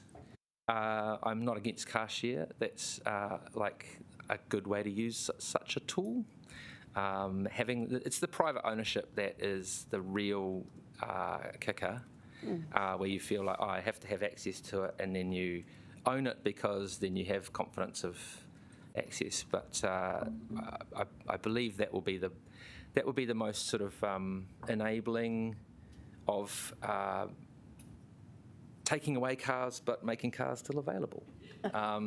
And that's and in part and parcel as well with repurposing space and making our street. I mean, it's the intention is to reduce the traffic volumes, reduce the number of these large vehicles on our roads, and car sharing is one of those tools. Kia ora. Thank you very much, Alex, for coming in to kōrero with us today. We appreciate that. Kia ora. Nau mai Stephen King. Stephen's here for Inner City Wellington. Thank you, Stephen, for that. So you've got 10 minutes and there may be some questions. So you get forward and back on this? Yes, yep. Which one am I on? You can choose. Sure. That one. Kia ora. Okay. Kia ora koutou katoa, everyone. Nice to be back in front of you again. My name is Stephen King and I am the vicar, one of the vicars at St Peter's on Ellis Street, and I'm also the chair of Inner City Wellington. We put a large submission in on this, and I just wanted to get in front of you for a couple of reasons, mainly because we feel in the inner city that we need to articulate this message again and again and again. We are now the largest residential suburb in the city in terms of population. That little diagram shows you the area of our constituency. Okay, we recognise it's a dual purpose space because we're not the only ones that use it, but we are there 24 hours a day. That's where we live. And so when we talk about things like the spatial plan, we're talking about it as people who live in our suburb, which happens to be the inner city. Population growth numbers. These are the original forecasts that have walked back from a bit, but they were good enough for the original forecasts, so we use them in our material because they work for us too. So we understand that the city will grow, and that's fantastic. But actually what you're talking about in terms of the numbers living in Te Aro, which was going from 10,028 to 19,000 in 2043, is you're actually talking about that degree of expansion. It's like 30 more sanctums across Te Aro alone to meet that number. Wellington Central, the numbers were going to go, is adding an extra 4,760 folks in that same period on those original numbers. Now, we are worried about that because we are already living in an area of which we consider to be unacceptably dense in its population, simply because we've got some well-known issues with our infrastructure, as well as, and that includes public transport and our water. I still have above-ground sewer pipes opposite St Peter's. They're going underground. By the end of November was the last call, but whatever, they'll be underground. We won't have it overground for a year. So we recognise that already our infrastructure is groaning in the inner city, and so the intensifications that you're talking about will place even greater pressure on those things. At the same time, what's not there is also important to us. There is a lack of communal space, which is spaces where you can take your children if it's raining and you live in a one-bedroom apartment, and there is a lack of urban green space. And how do we measure that? There is, I'll come to a slide that talks about some of the measures that you could use to measure what's an appropriate amount of space. And also, if we continue to expand the inner city in the way that we would, the forecasts predict, we have questions around the provision of other social services like medical centres, childcare and schools and all those kinds of things as well. Where do they go? Population density. This is a fantastic graph. This is taken off the latest mesh block census figures, 2013 I think is the one that's out, and you'll see that the Dixon Street mesh block has 138 people per hectare already. And there is a comparison to give you an idea against London. So already the Dixon Street mesh block has the same population density as Islington in London. And the next one following up behind it is Tower Hamlets. Tower Hamlets is where Grenfell Towers is. So I think that's a good thing for us to think about as we're talking about intensifying our city, Islington or Grenfell Towers. These are some of the decisions that the spatial plan will influence. This is what we'll get. I'll just whistle through those.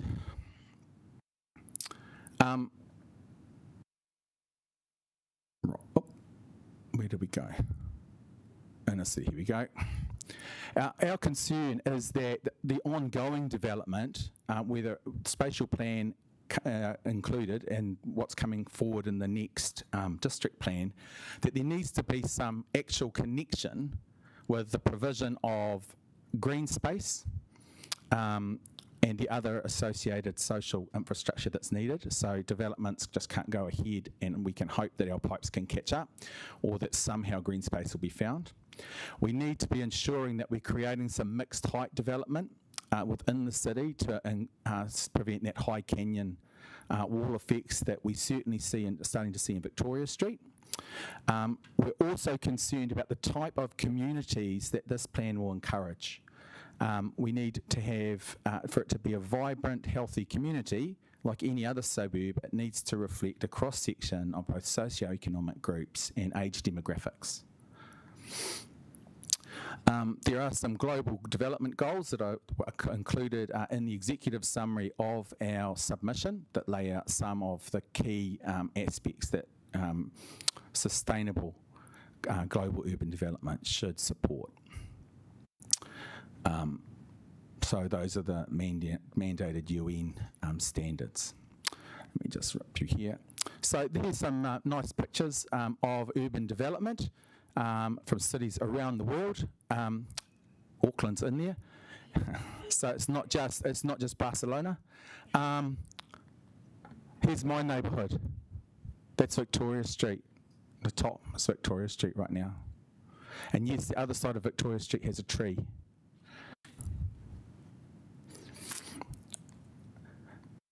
We need extra green space. There isn't anywhere for parents who pick up their kids from Te Aro School or the other inner city schools to take their kids if it's raining. We're getting the library back, thank you for that decision. But actually, as we grow our inner city, the type of social amenity that the other suburbs have in their community centres, it's just lacking. Okay, there's a deficit of green space already. It's actually another 10 Te Aro parks is required, or 56 tennis courts, if we were to come up with the UN number for population density and green space. You'll see on the left some of our favourite spaces in the inner city, and on the right some of the other spaces in the inner city. Now, Te Nihau Park, not only the inner city folks really know Te Nihau Park. Te Nihau Park's outside of Tommy's. It's Tommy's real estate there behind the tree. And it is a park. And it probably made perfect sense to create that paved area with raised green space when it was put in. But if you think about what's going on there now, directly across the road, there's a massive residential development going in that Ian Castles is putting on that big car park where you come off the motorway. And so what Te Nihau Park will become is an urban, and it is classified as green space, and on your books, an urban green space to support all those residences. We will be pushing over the next, as long as it takes, for co-design. We think that there are major issues with how the council and when the council is able to engage with its communities. I think you have seen and suffered through some of the results of that in the spatial plan discussions. I think the way the spatial plan was rolled out certainly agitated almost every community in the city, and I think there was an easier, smoother way that could have been done if people could have understood perhaps that it is a theoretical document and it's working our way towards the was it August 2022 date for the next district plan. I think you would have had a lot less angst around this table. Let's come on. Density, character protection, green spaces. These are all issues that we have raised in our submission. Let me just whistle through because I want to try and leave some time. And in fact, what I will do is I will leave time for questions. I just want again to stress that there is a deficit. Already for us, we are intensified.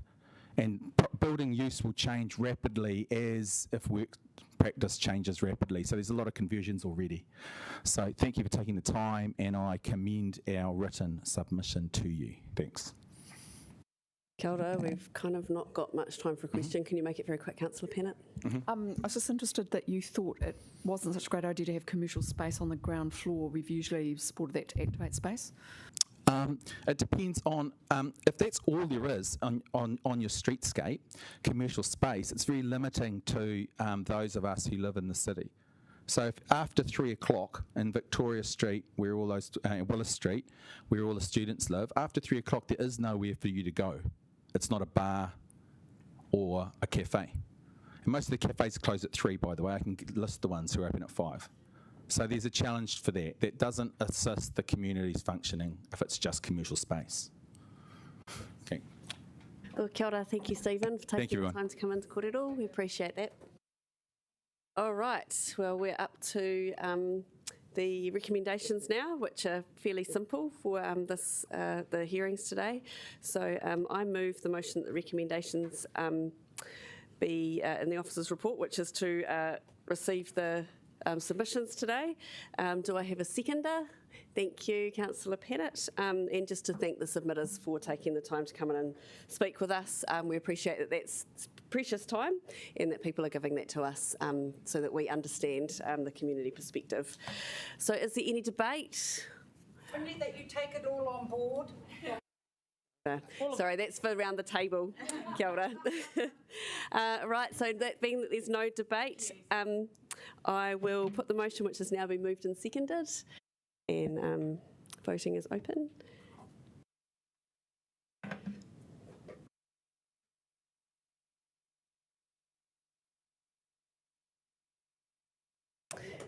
So that's unanimous.